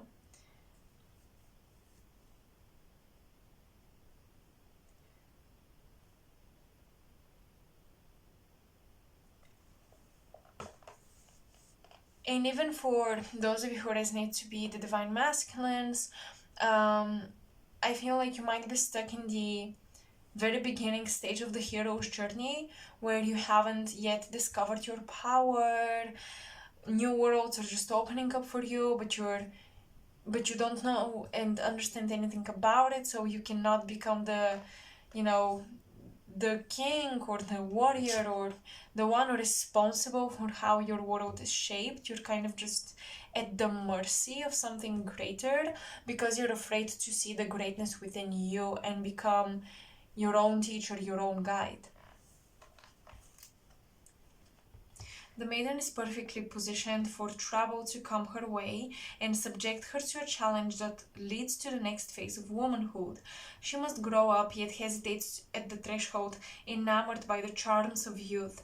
The maiden represents the side of us that is riveted and curious, drawn to the shadowy forests, dark nights, and taking just one taste of poisonous fruit. Her magic is edgy and includes both shame and delight.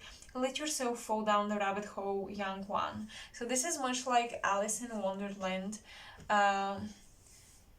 storytelling happening in your cards, and I feel like if you don't jump into this rabbit hole, if you don't question your beliefs, your reality, your background, it will be difficult to find true love. It's almost like your true love waits at the bottom of that rabbit hole, but you need to be willing to jump into it.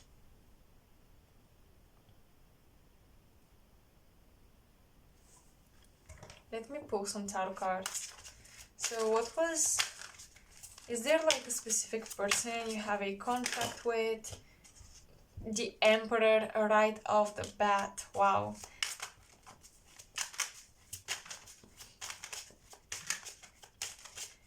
Okay, interesting. So a lot of you may meet a soulmate or a karmic even. This person is very much in charge of their life. They're very much in control creatively, even physically, like they're in control of their body. They feel very confident in their movements, in their actions, and they contrast you perfectly, and they will come into your life to show you that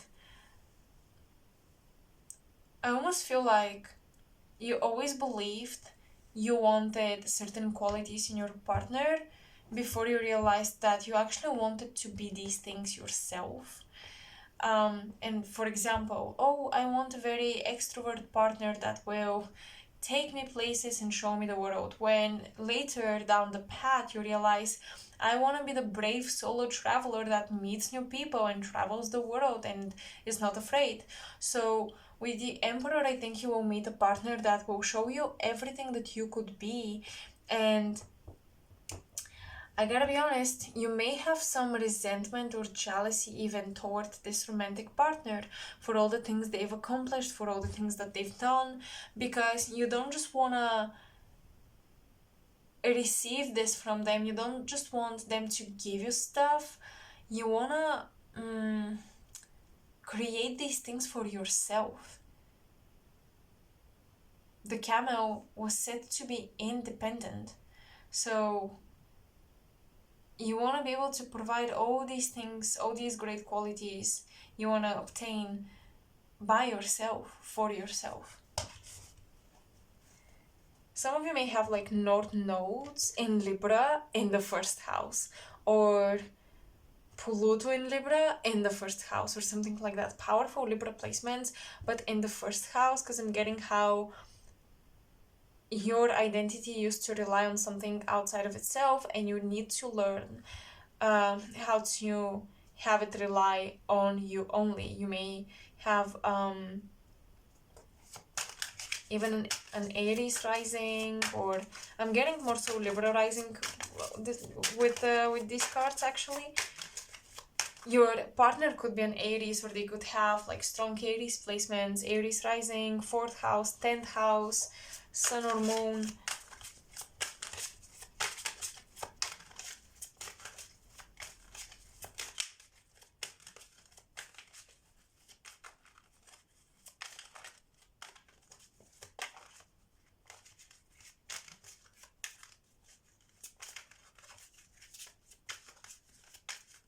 And with the Maiden, you heard it from the guidebook, you may attract the dark knights or the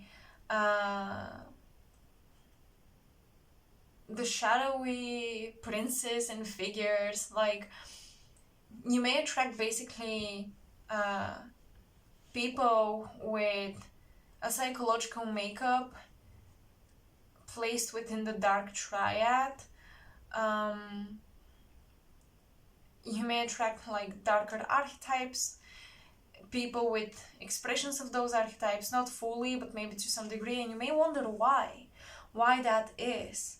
Why am I always attracting these, scarier, monstery like people in my life, whether it's women or men? And you may realize that because you've been in the Maiden energy, because you've been like literally like the Maiden in the myths, or even the hero that is presented with a monster to slay in order for them to find out how powerful they are. So some of you might be right now in a very controlling relationship. You might be with someone who is dictating your life and you were okay with it until you realized it was poisoning you. 6 of Wands. What contracts do you have? The 6 of Wands is about recognition in the public eye, victory. You might be dating someone who is in the public eye and you kind of have to mold yourself to be what people expect this person to date, who people expect this person to date.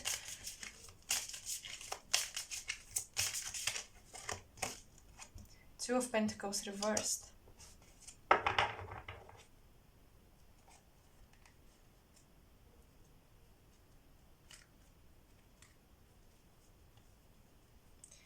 The Two of Pentacles is the inability to maintain two polar opposite images, which I think that an inner emperor is awakening within you as well. And it becomes more and more difficult to remain as the Maiden. And the Two of Pentacles is also a broken soul contract, by the way. So this is interesting. I see that for some of you presently, you dated someone or you are dating someone and you're meant to break up with this person because they're very controlling and they almost take away from you the opportunity to gain ability to be responsible for yourself in your life. That's why you have to separate with this individual. I'm getting that this individual may have a name that starts with R. The R initial is very prominent.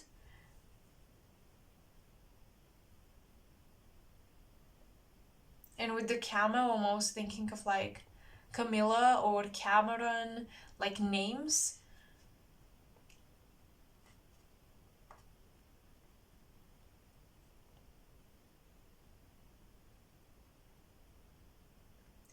I'm hearing that your challenge or your karma in your current lifetime is to leave the castle. It's like you're this maiden or princess or prince in a castle and everything is given to you, but you need to live under certain rules and you need to leave the castle to seek success, victory, recognition, your own recognition to your soul, gifts, and to your soul outside of that castle. You will recognize your own gifts, your own inner light when you leave the castle.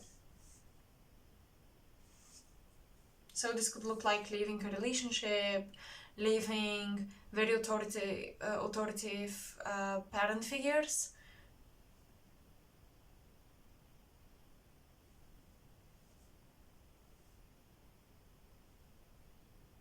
yeah, the Emperor could definitely be parents as well, like a father figure, a mother figure that is just very controlling.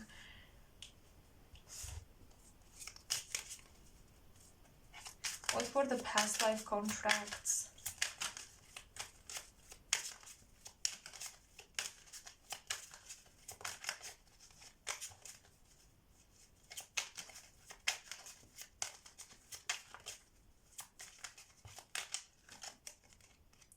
King of Cups reversed. Yeah, I'm telling you, you rejected love because of your spirituality. Four of Cups. But you felt very lonely, so in your past lives, you... Wow, look at that. Queen of Cups at the bottom also reversed. I think you were in love with someone, but you had to reject them, and you never got with them because of your religious involvement.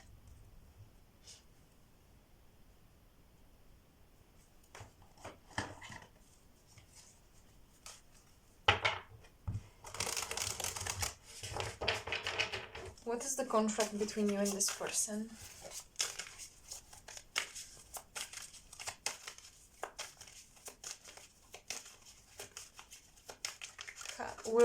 How will they appear in your life? How can you recognize them? Four of Pentacles.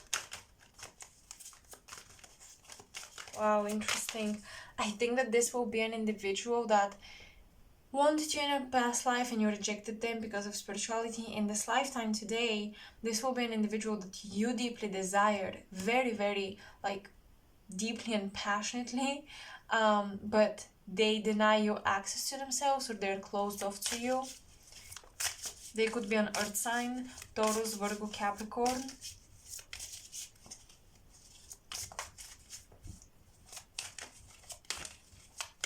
So this unrequited love, I mean, it wasn't unrequited, but you rejected it because of other reasons. But this may turn out to be unrequited love in your current lifetime, as in they reject you.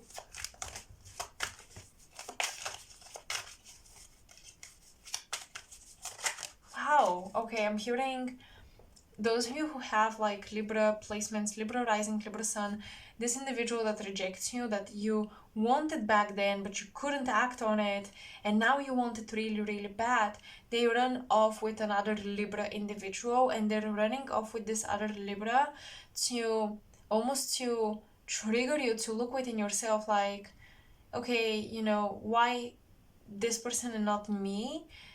But this why not me makes you look within when you refuse to do that. That is the contract between you, for them to reject you.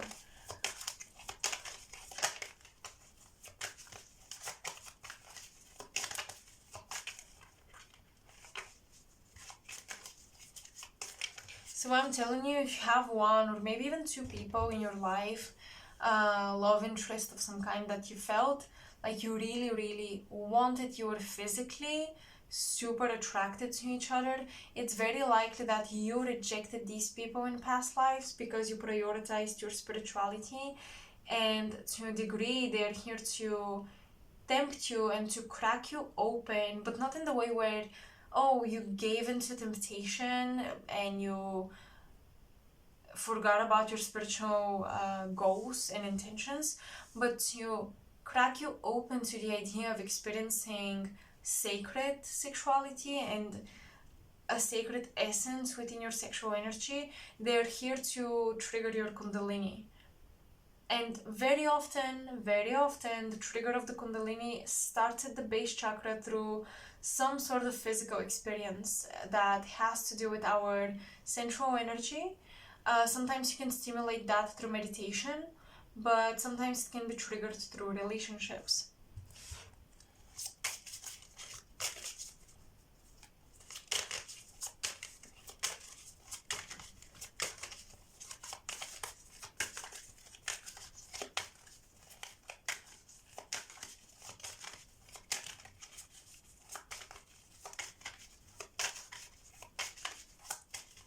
Can we clarify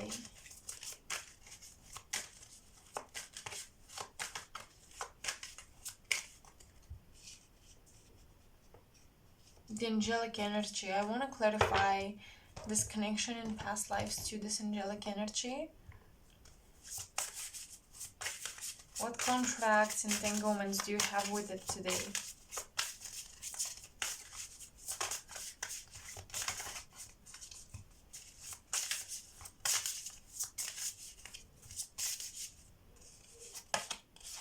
Wow. Mother, spouse, sister, and daughter. You have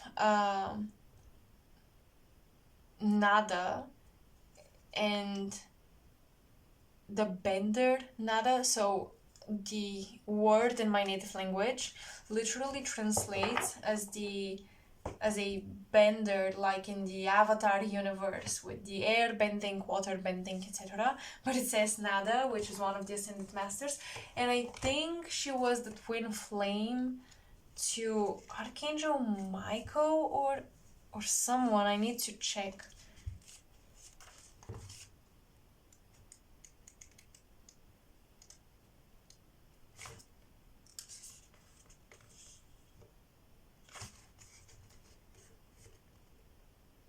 She works with Saint Germain and Archangel Michael to achieve balance between masculine and feminine energy on Earth. Oh my god.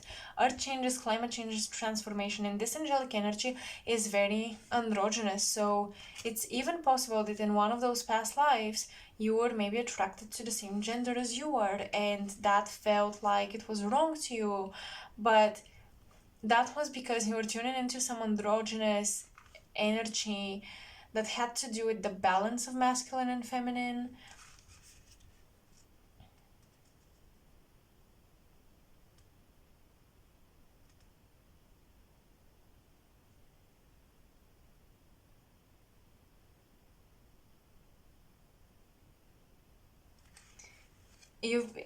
I mean, according to the cards, most of you have been very, very much in your young feminine energy, and you need to balance it. And I think that's why you've met this partner right here, this emperor, who is showing you how to do that. Not to become controlling or super controlling or anything, but to learn how to be more in charge.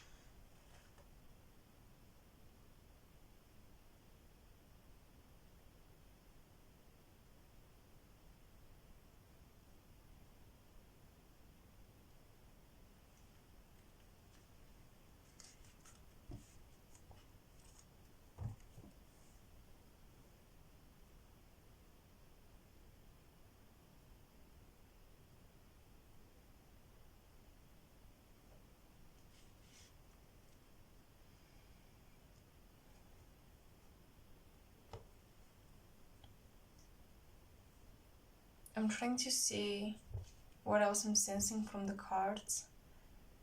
But I feel like that's all I have, and these are all the major important points. So I hope this reading resonated with you guys. I hope you enjoyed it. Let me know in the comment section below. I love to read your comments. You can like, share, and subscribe to support my channel and my work. And if you wanna watch the future portion, like what's ahead of you when it comes to your love life and love karma, go to the extended reading. And if that was enough for you, those messages suffice. Thank you for watching until the end, and I hope to see you in my next pick a card as well. Until then, bye. Hi Pile 4 and welcome to your reading. Let's see what the cards will reveal about your love, karma, and soul contracts of your past and present. So this is gonna be your present. I'm gonna open up these in a bit. Let's see what's in your past. You have the Creator, Ego, Horse, Amethyst with transformation, certainty, and confidence, and Virgo, I analyze. Okay.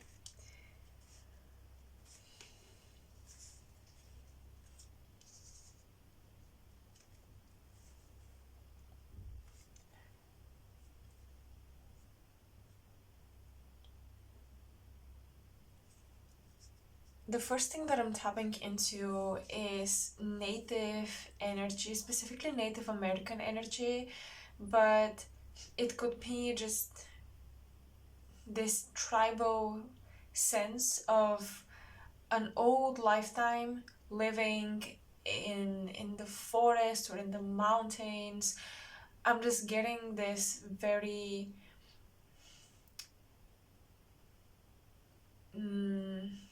grounded, down to earth lifetime where you are very connected to nature, you were very connected to animals.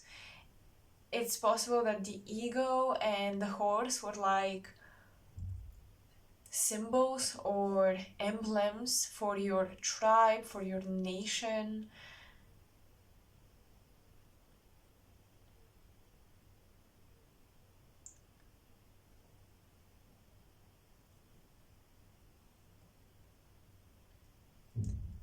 I'm seeing a lot of you tending to the earth, tending to the soil. So perhaps you were involved in agricultural positions, like social positions in your tribe.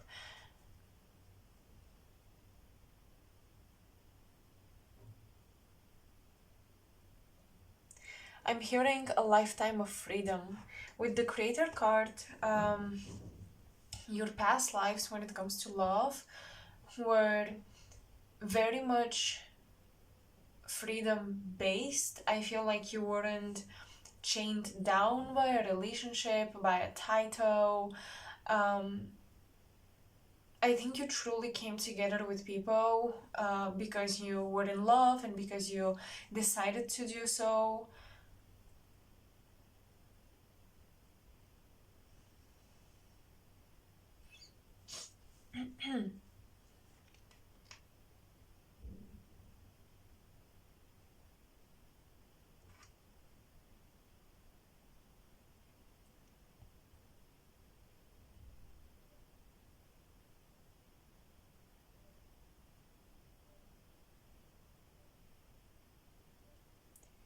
It is interesting because we have the sun coming up twice. And even here with the Creator, I can see like a halo and just the solar energy. And then you have the horse with the moon on its forehead. And then you have the amethyst card, which definitely talks about intuition, psychic abilities. Amethyst has always been, to me, an indication of that whenever it shows up as a symbol.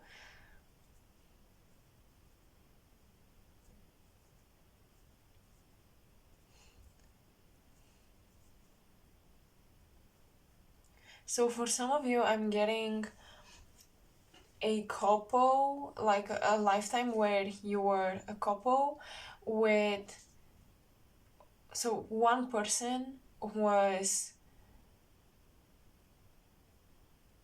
was this ruler or even protector with the ego, someone who watched over people, watched over the tribe, the community, so potentially a warrior.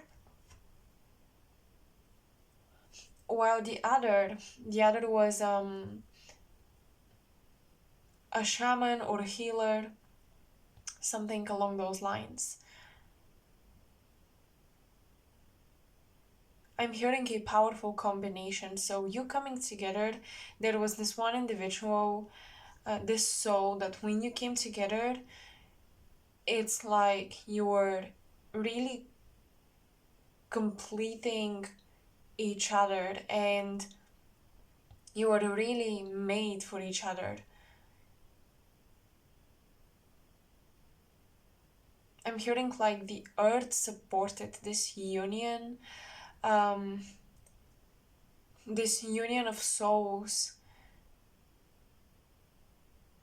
did something to the earth.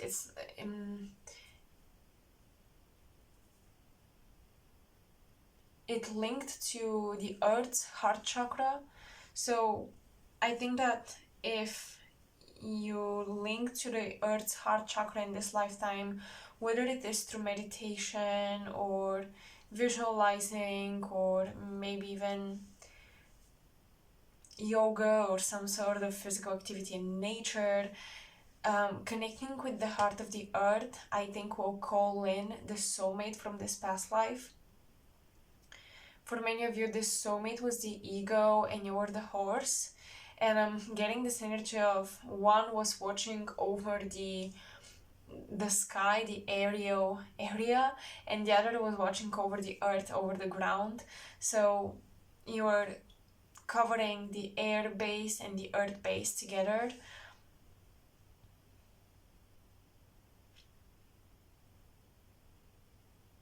Your soulmate with the ego linked to the air element, linked to the sky element.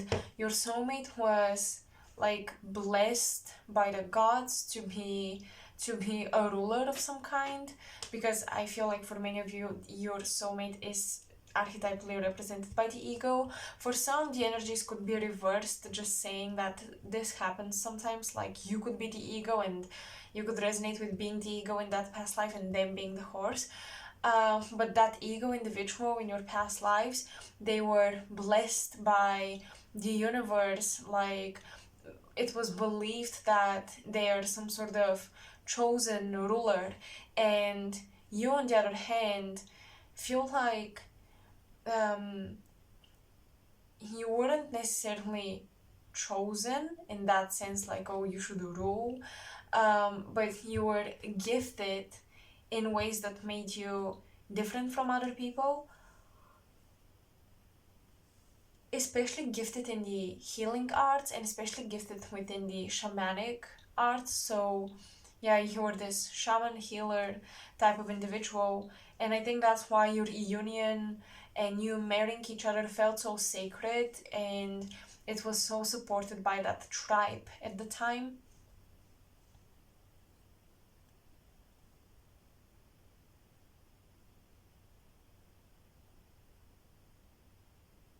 Now, I want to reel it back a bit and just go further into the past, into ancient past and even like your galactic past lives.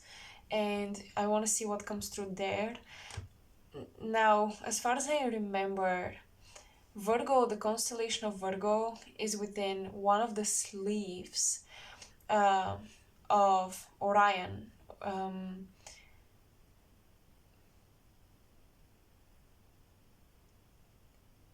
Yeah, I should definitely check that and perhaps write it down in the description box for you guys. So Power 4, go to the description box to see exactly what I mean by that, because I do remember something about the Virgo cluster being in the Orion sleeve, so like spinning around a gravity center that is created by some of the stars in Orion or something of that nature, I shall see. But Virgo, nevertheless, has this connection to Orion, just like Gemini does. And it's interesting because they're both ruled by Mercury.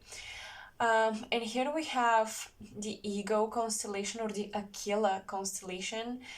And with the horse, I'm immediately thinking of the Sagittarian, the Centaur constellation, and I'm thinking of the galactic center.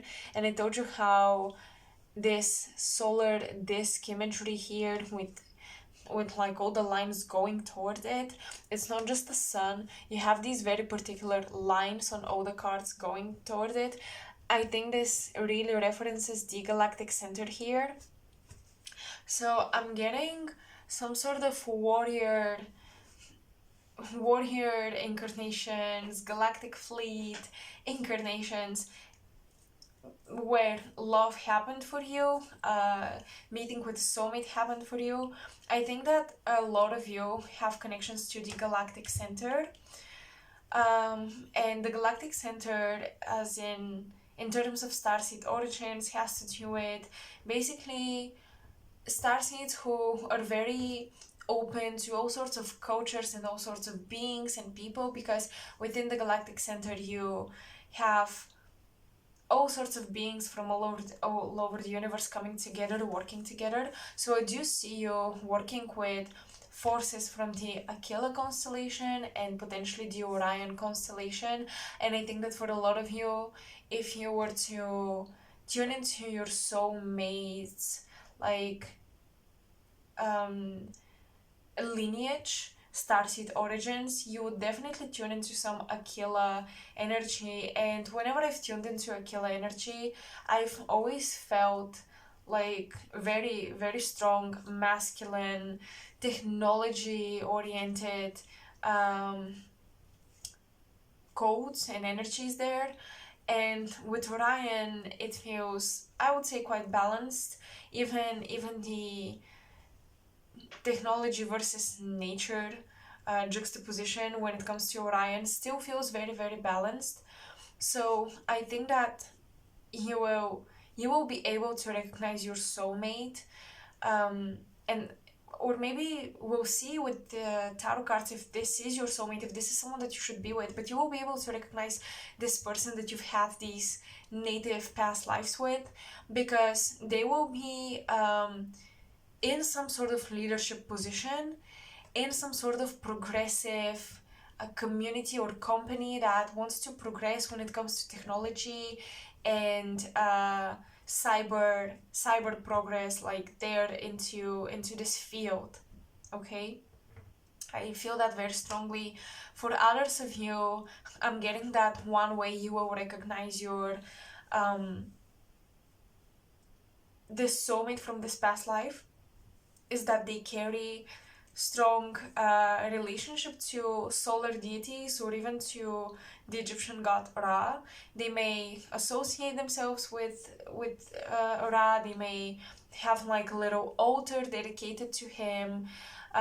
They may love like solar salutations where they greet the sun or they say goodbye to it. Or they might be giving you this very just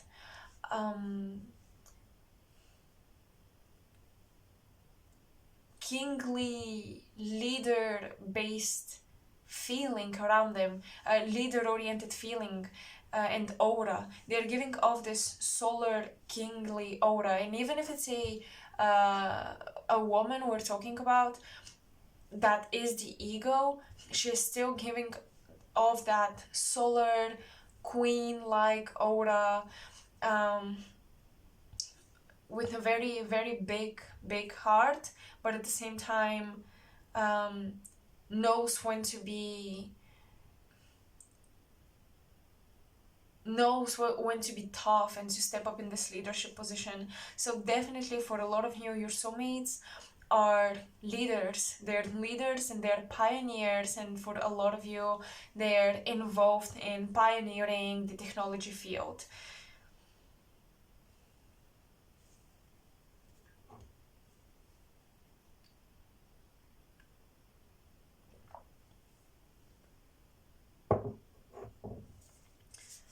So I'm going to look at the cards for the present, and then I'm going to pull tarot cards to clarify different things.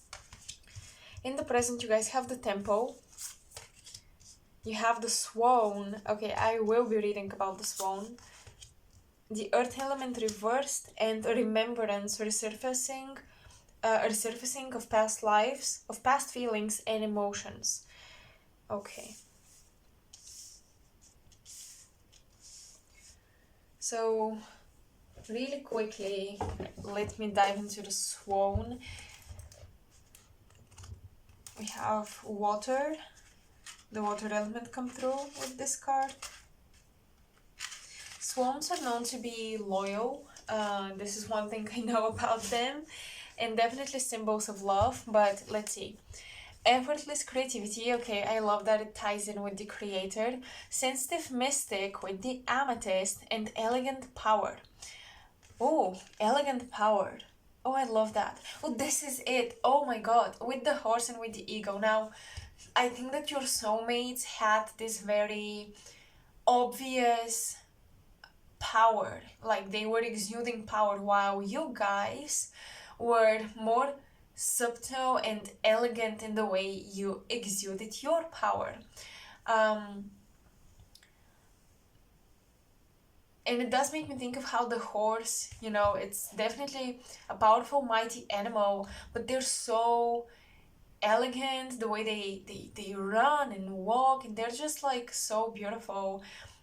And then the ego is more like this predator, right? And that you're a little afraid of. So this sums up the archetypal expressions of you and your soulmate, and why I think you came in this very welcomed union. The swan represents heightened creativity. In Hindu mythology, the goddess Saraswati, the embodiment of language, creativity, and artistry, rides on the back of this graceful creature. The swan is ready to take us there, to the fluid realm of writing, creating, and reflecting. This potent and healing energy is not to be taken for granted or taken lightly. When the swan card appears, your soul is calling for attention, for solo time. An inner voice is waiting to be heard. An inner vision likely to be revealed. Okay, with the amethyst you have transformation, certainty, confidence. Here you have the earth element repressed, which we have the earth element right here. So you're repressing to a degree this elegant power, let's say. And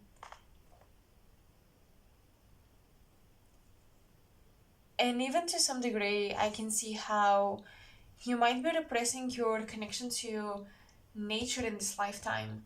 I'm not exactly sure why, but if I'm correct, and the soulmate that I told you is very much into the technological field, and they're pioneering for, you know, progress and development, and they're bringing up these new ideas to the field, or this is where their consciousness is at, like we need to develop technologically, etc., etc., and that's really what drives them. I think that meeting them in this lifetime might not sit very well with you, because while you were this powerful couple and their pioneering spirit probably led to some sort of creative inventions with the creator among your tribe, maybe I'm telling you Native American, but doesn't extend to only that. It could be native tribal energy like the Aztecs, or you know, something of that nature.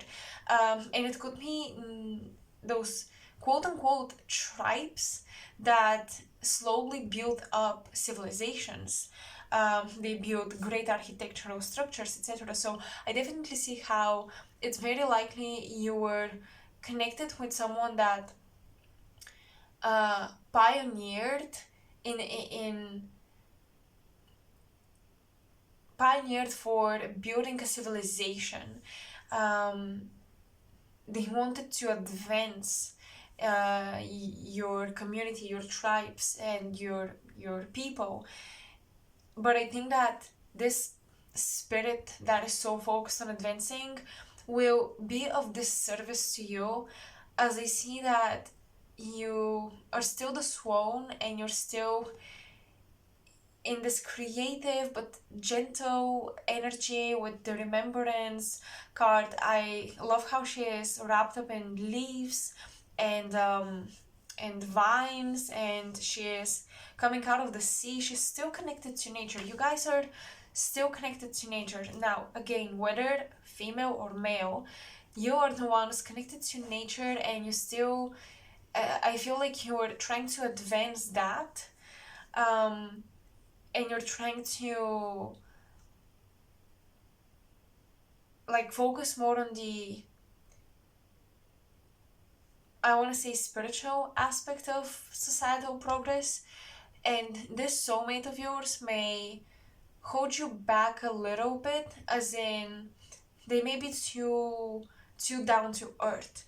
I feel like they really respected you for your abilities in those past lives, but in present days, in present time, I feel like they won't really see the value in what you do.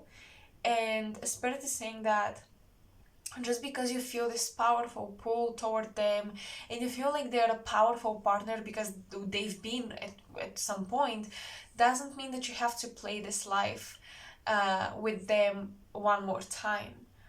And see how we have two birds, right? Ego and swan, and one is like the upward triangle, it's air element, the other is downward water element. So despite both of you being these birds, these gifted, talented individuals, And despite coming together in a gifted, powerful union, um, today you're supposed to, I feel, go in separate ways. And I think that this person will definitely appear in your life, and they will offer you like they will offer you things on a silver platter, I feel. And it's gonna be your challenge and even lesson to know better than that and choose something different.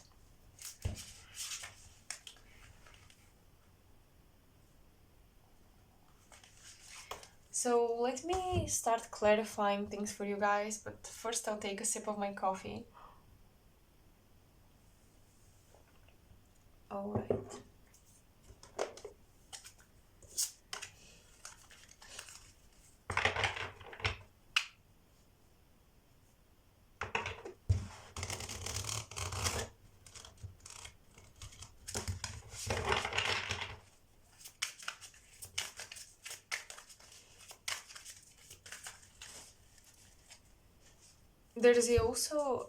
There's also a connection here between the tempo and the earth element, which is stability, which is reversed. But I'm not sure what exactly it is. With the temple suggests that even your body is your temple. Any place can become a temple. Any place that you imbued with sacred intentions can become a temple for you.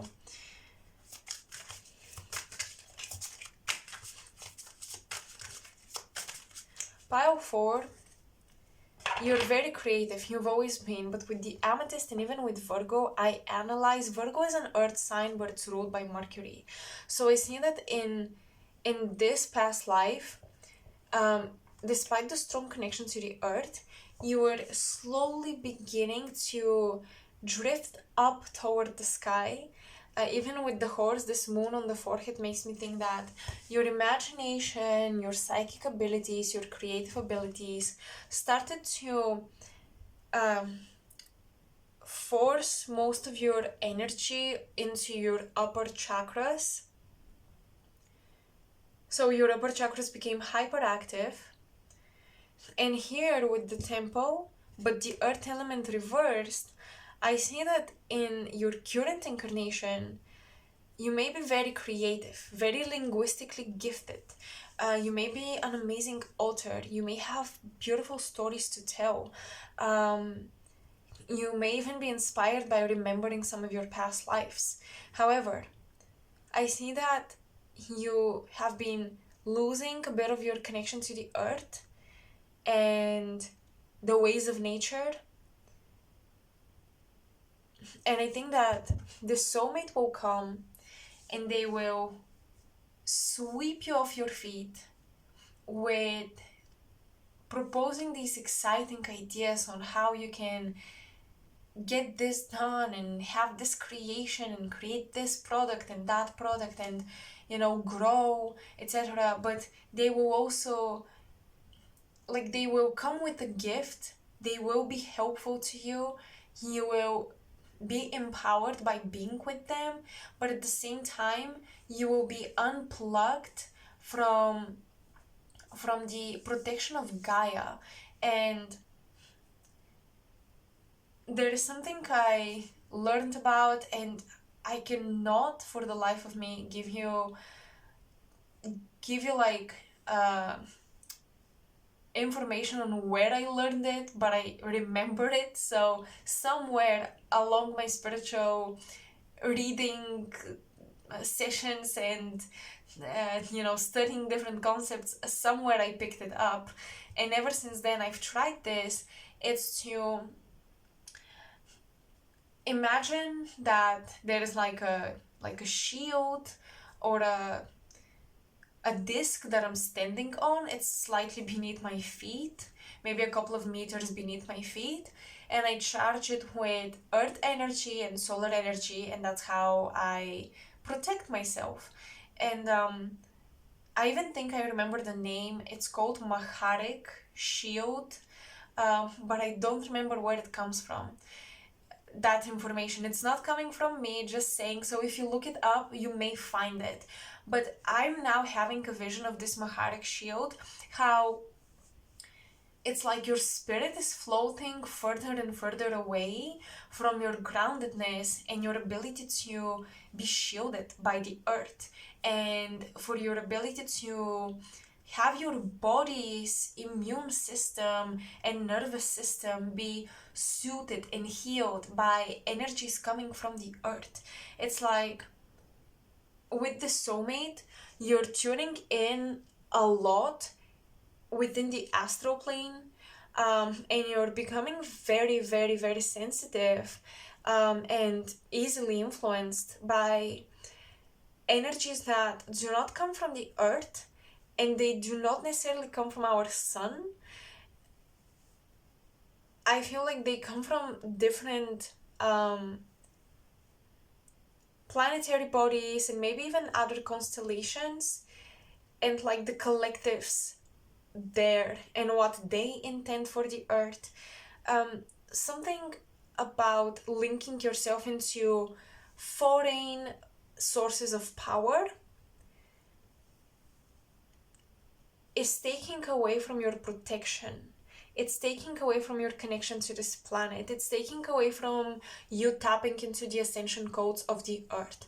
And if you get together with this very leader orientated individual, as most likely they will appear in your life, because that's the purpose of this reading, is to track down karmic contracts that show up today, where they come from in the past, etc. If you link up with this person, what I'm getting is it will become very difficult for you to root yourself in a stable timeline and reality of abundance, creation, and listen, and being able to listen to your body. If you link up with this person, I see you tuning out of your body and your mind becoming very active, but at some point it's not even like your crown chakra or your higher self talking to you. It's really being overtly connected and diluted, even like your very abilities to sense your higher self and feel good and grounded and strong and confident in your body and still connected. Being able to turn your body into a temple and have that connection with your soul, that ability, that link to your soul gets diluted as I see it spreading horizontally rather than vertically. So horizontally going into into the astral plane, kind of like fourth dimension consciousness, instead of going vertically and extending into the cosmos and down into the core of the earth. So your gift will become for some of you even a little unknowing, like that linguistic gift, that creative gift, that healing gift, that intuitive gift. Those gifts, I think, will become just noise in your brain that you don't know how to shut out, instead of something that inspires you. That's why you need to ground and you need to connect to the earth. So I think that a very clear message here is you need someone that grounds you, not someone that gets you floating up in the air and you have no roots and the only anchor you have becomes this person. So whenever you are with a partner that you're only anchored to a sense of stability and like you're on the right track is when you hold on to them, you know that they've taken your power away from you, they've taken your authority away from you. And they may not even do it consciously, I don't think, because I see such good qualities and like a good heart in this person, but they're on this timeline for a different type of evolution, that at some point you used to be a match because you could help each other progress, but it's like those differences from now on will only force you to commit to one timeline or the other, but you will not be able to come together and merge. Instead, one will have to change or make a compromise with themselves.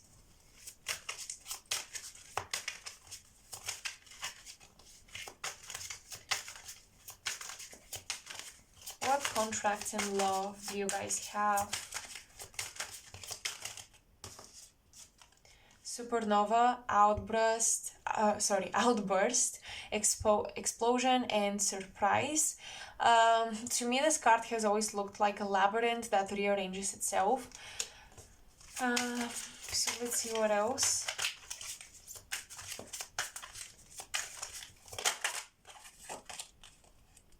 Perseus, wow, Ten of Swords, casualty, unsavory, action, distress. Well, Perseus, who beheaded Medusa,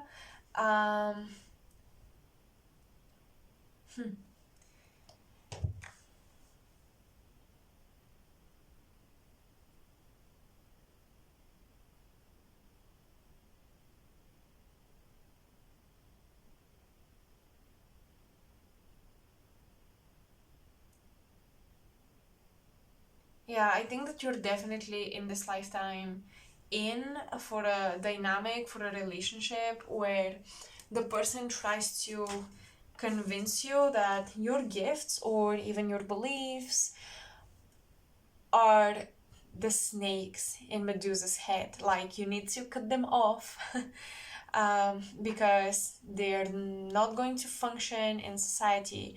Well, that is not true.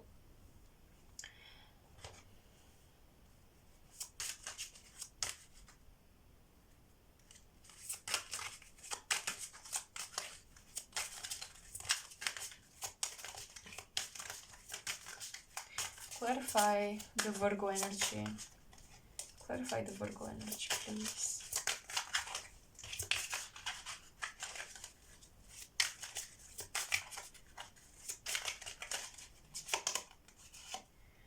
Karina, structural stability, foundation, risk analysis. I analyze. Oh my god, this couldn't be the Five of Swords. This couldn't be more Virgo than... This is as Virgo as it gets. Like, structural stability, foundation, risk analysis. We have the icebergs reference here. Yeah, Virgo needs to... I think Virgo showed up because you guys have a contract or this spiritual karma, this love karma, where you need to really dig deeper into the souls of your partners, of the people that you enter the relationships with, because I see you being very, very drawn by partners who are potent, who are obviously powerful, or obviously leaders, obviously these fearless warrior types, but then you don't see what's beneath the surface. You really don't. You only see the tip of the iceberg. So with Virgo here, this is telling you you need to analyze deeper into their souls before you choose to live your life with them. And the Five of Swords, you have the Ten of Swords, which talks about a unavoidable, inevitable ending, and then Five of Swords talks about some sort of manipulation or trickstery or mind games, and like convincing you that someone is the victor when they really aren't, etc.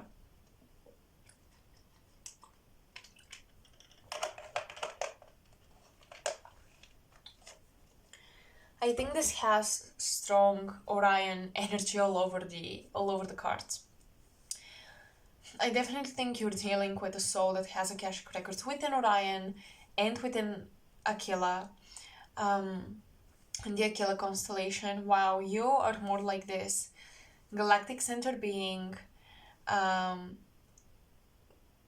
is actually very, very connected to not just Earth here, but also planets in general. I think that, some people are connected to the moon, to the stars, uh, to, I don't know, animals. Your thing is like the planetary body itself. I feel like as a starseed and as a soul, many of you were involved in the formation of planets.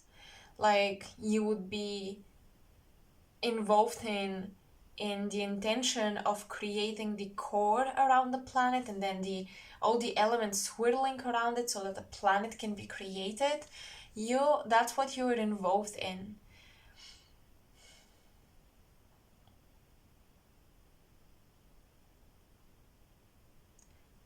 You guys are supposed to be messengers of the Mother Earth, or the Mother, uh, the messengers of the flesh, I want to say, messengers of the soil, of the oceans, while your person, or not your person, but this person that you came together with at some point, that I think you need to avoid in this lifetime, they are um, messengers of the mind, if that makes sense. You're messengers of something raw and sometimes even misunderstood, or repressed, or ignored, or taken for granted, while this person is a messenger of improvement, is a messenger of the intellectual, very well conceptualized ideas. Even with this horse energy linked to the centaur, to Sagittarius, in esoteric astrology, Sagittarius is not ruled by Jupiter but by the Earth. And this makes a lot of sense, as you have the half horse, half man. You have someone who is very linked to the ground and the planet, while still having, that half human part of their body where they can be philosophers and, look up toward the stars, etc. But you guys are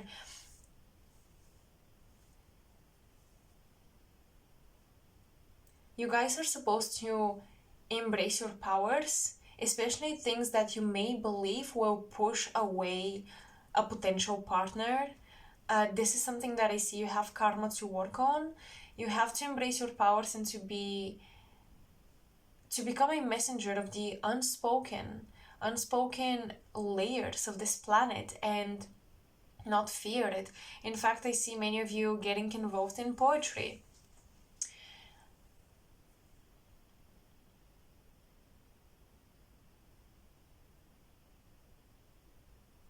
And somehow this personal journey of yours has to do with your love karma, because once again, I think that your love life will challenge that, or will try to prevent you from that. Not every time, but until you understand that you have to get to the roots of a person before you commit to them, before you are with them. You have to really analyze them.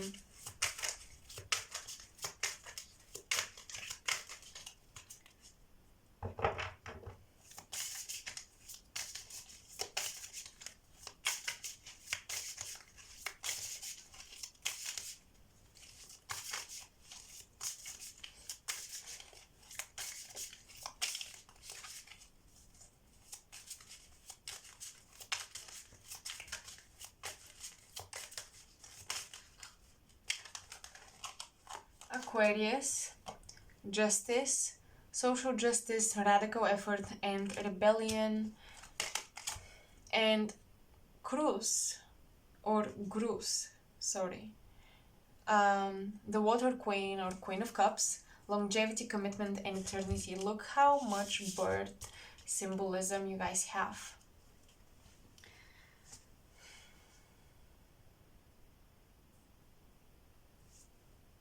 This makes me wanna read very quickly about the ego, because there's so much birth symbolism.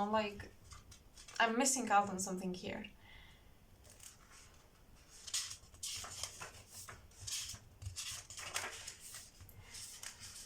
The ego, all-pervading power, truth seeker, transforms karma. Oh, I love that. The noble ego emanates the light of the sun. This great bird is both physically and spiritually strong and represents mastery over the elements of fire and air. When the ego appears, you'll soon be thrown into the karmic fire for the sake of your transformation. You have it here with amethyst, by the way, transformation, certainty, and confidence. The ego pushes us to be our best and brightest selves and stops at nothing to see us shine. Grasp the sun in your talons and hold on for the ride. You are stronger than you think, ego child.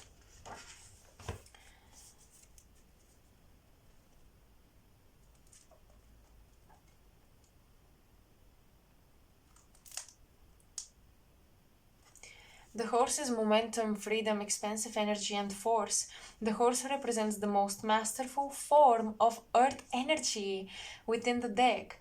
It provides us with momentum, so reliable, so supportive that you can ride on its back toward any goal, no matter how difficult the terrain. A horse personality is fully awake and fully alive and cannot be defeated. The horse's freedom becomes available to us when we hone and collect our energy through daily practice. Physical stamina, exercise, and mental focus meditation are the secret weapons behind the horse's legacy. When in balance, the horse achieves anything, never gives up. When out of balance, it runs away and it feels weak. To bring into balance, you could try strength training.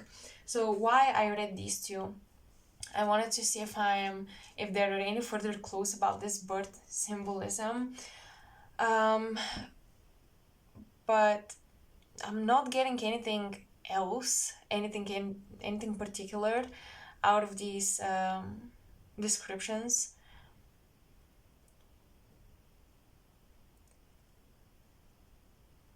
With the Aquarius and with the Justice card, one thing that I can say is I feel like this lifetime for you presently is all about rebellion against all of your previous love relationships.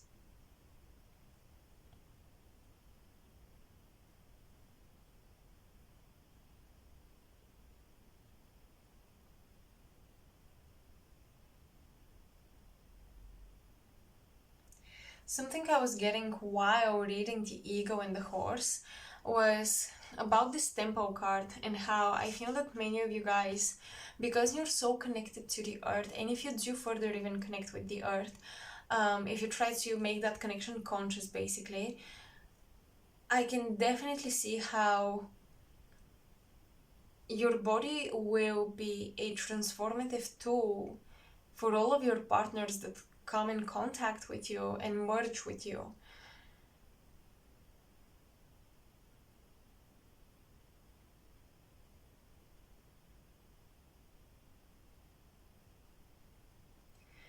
But with the Perseus and just all of your cards together, what I was feeling about your past is how beyond this past life with this leadership person that we channeled, I was hearing how throughout many of your incarnations, you had this very raw power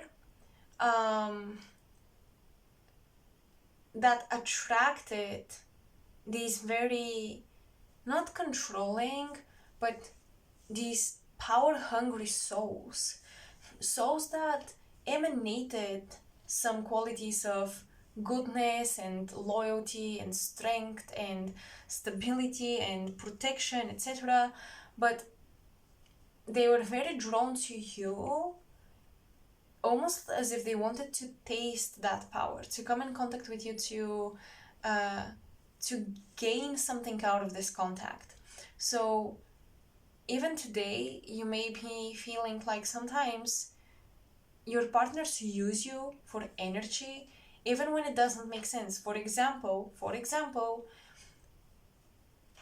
you're never gifting them anything, they're always the one gifting you stuff, or they're always the ones doing things for you or something like that. Yet, you feel like they take energy from you, you feel like their life force depends on being with you, almost like you're a battery that charges them up. And you may wonder why. And you may sometimes even wonder why certain ideas or creative visions evade you after spending time with certain partners. I'm telling you, this supernova, the Orion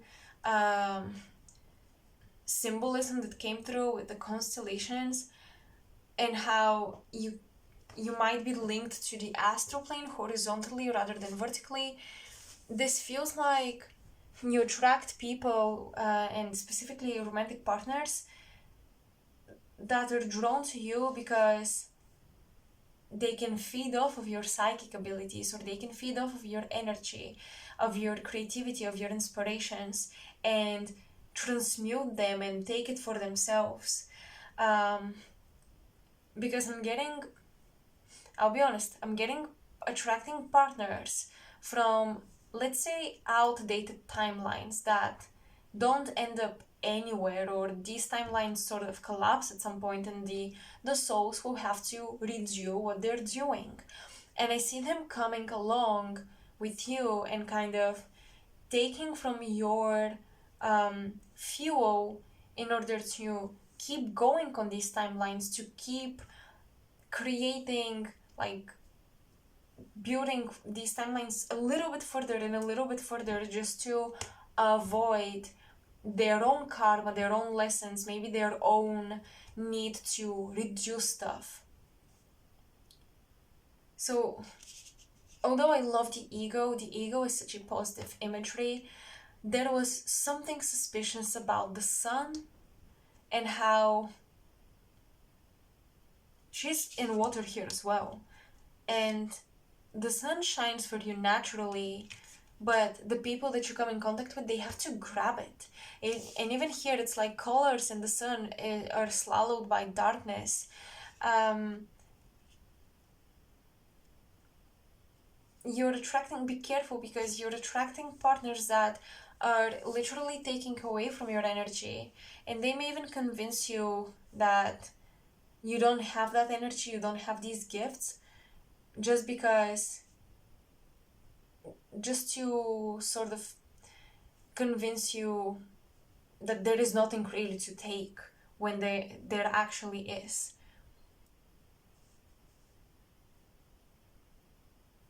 So definitely you may have some Pluto in the 4th house, Pluto in Libra, Pluto in the 7th house placements, even Pluto in the 8th, all right?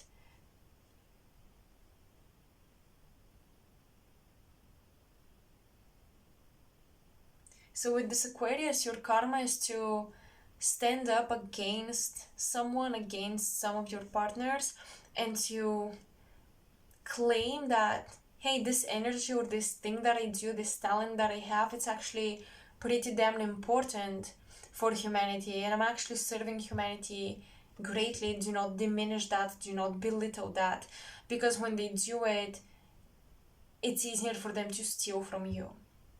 All right? So, Pile 4, I think that's all I have for you. And we're going to continue this reading with your future relationships, what's coming through in the extended portion of this reading. But if you don't go over there, thank you so much for watching until now, and I hope these messages suffice and they're helpful and they resonate with you and they give you clues of truth. So let me know in the comment section below. I would love to hear your opinion on the cards. And yeah, if you want to support the channel, make sure to like, share, and subscribe. And I think that's pretty much it. I will see you in my next pick a card. Bye.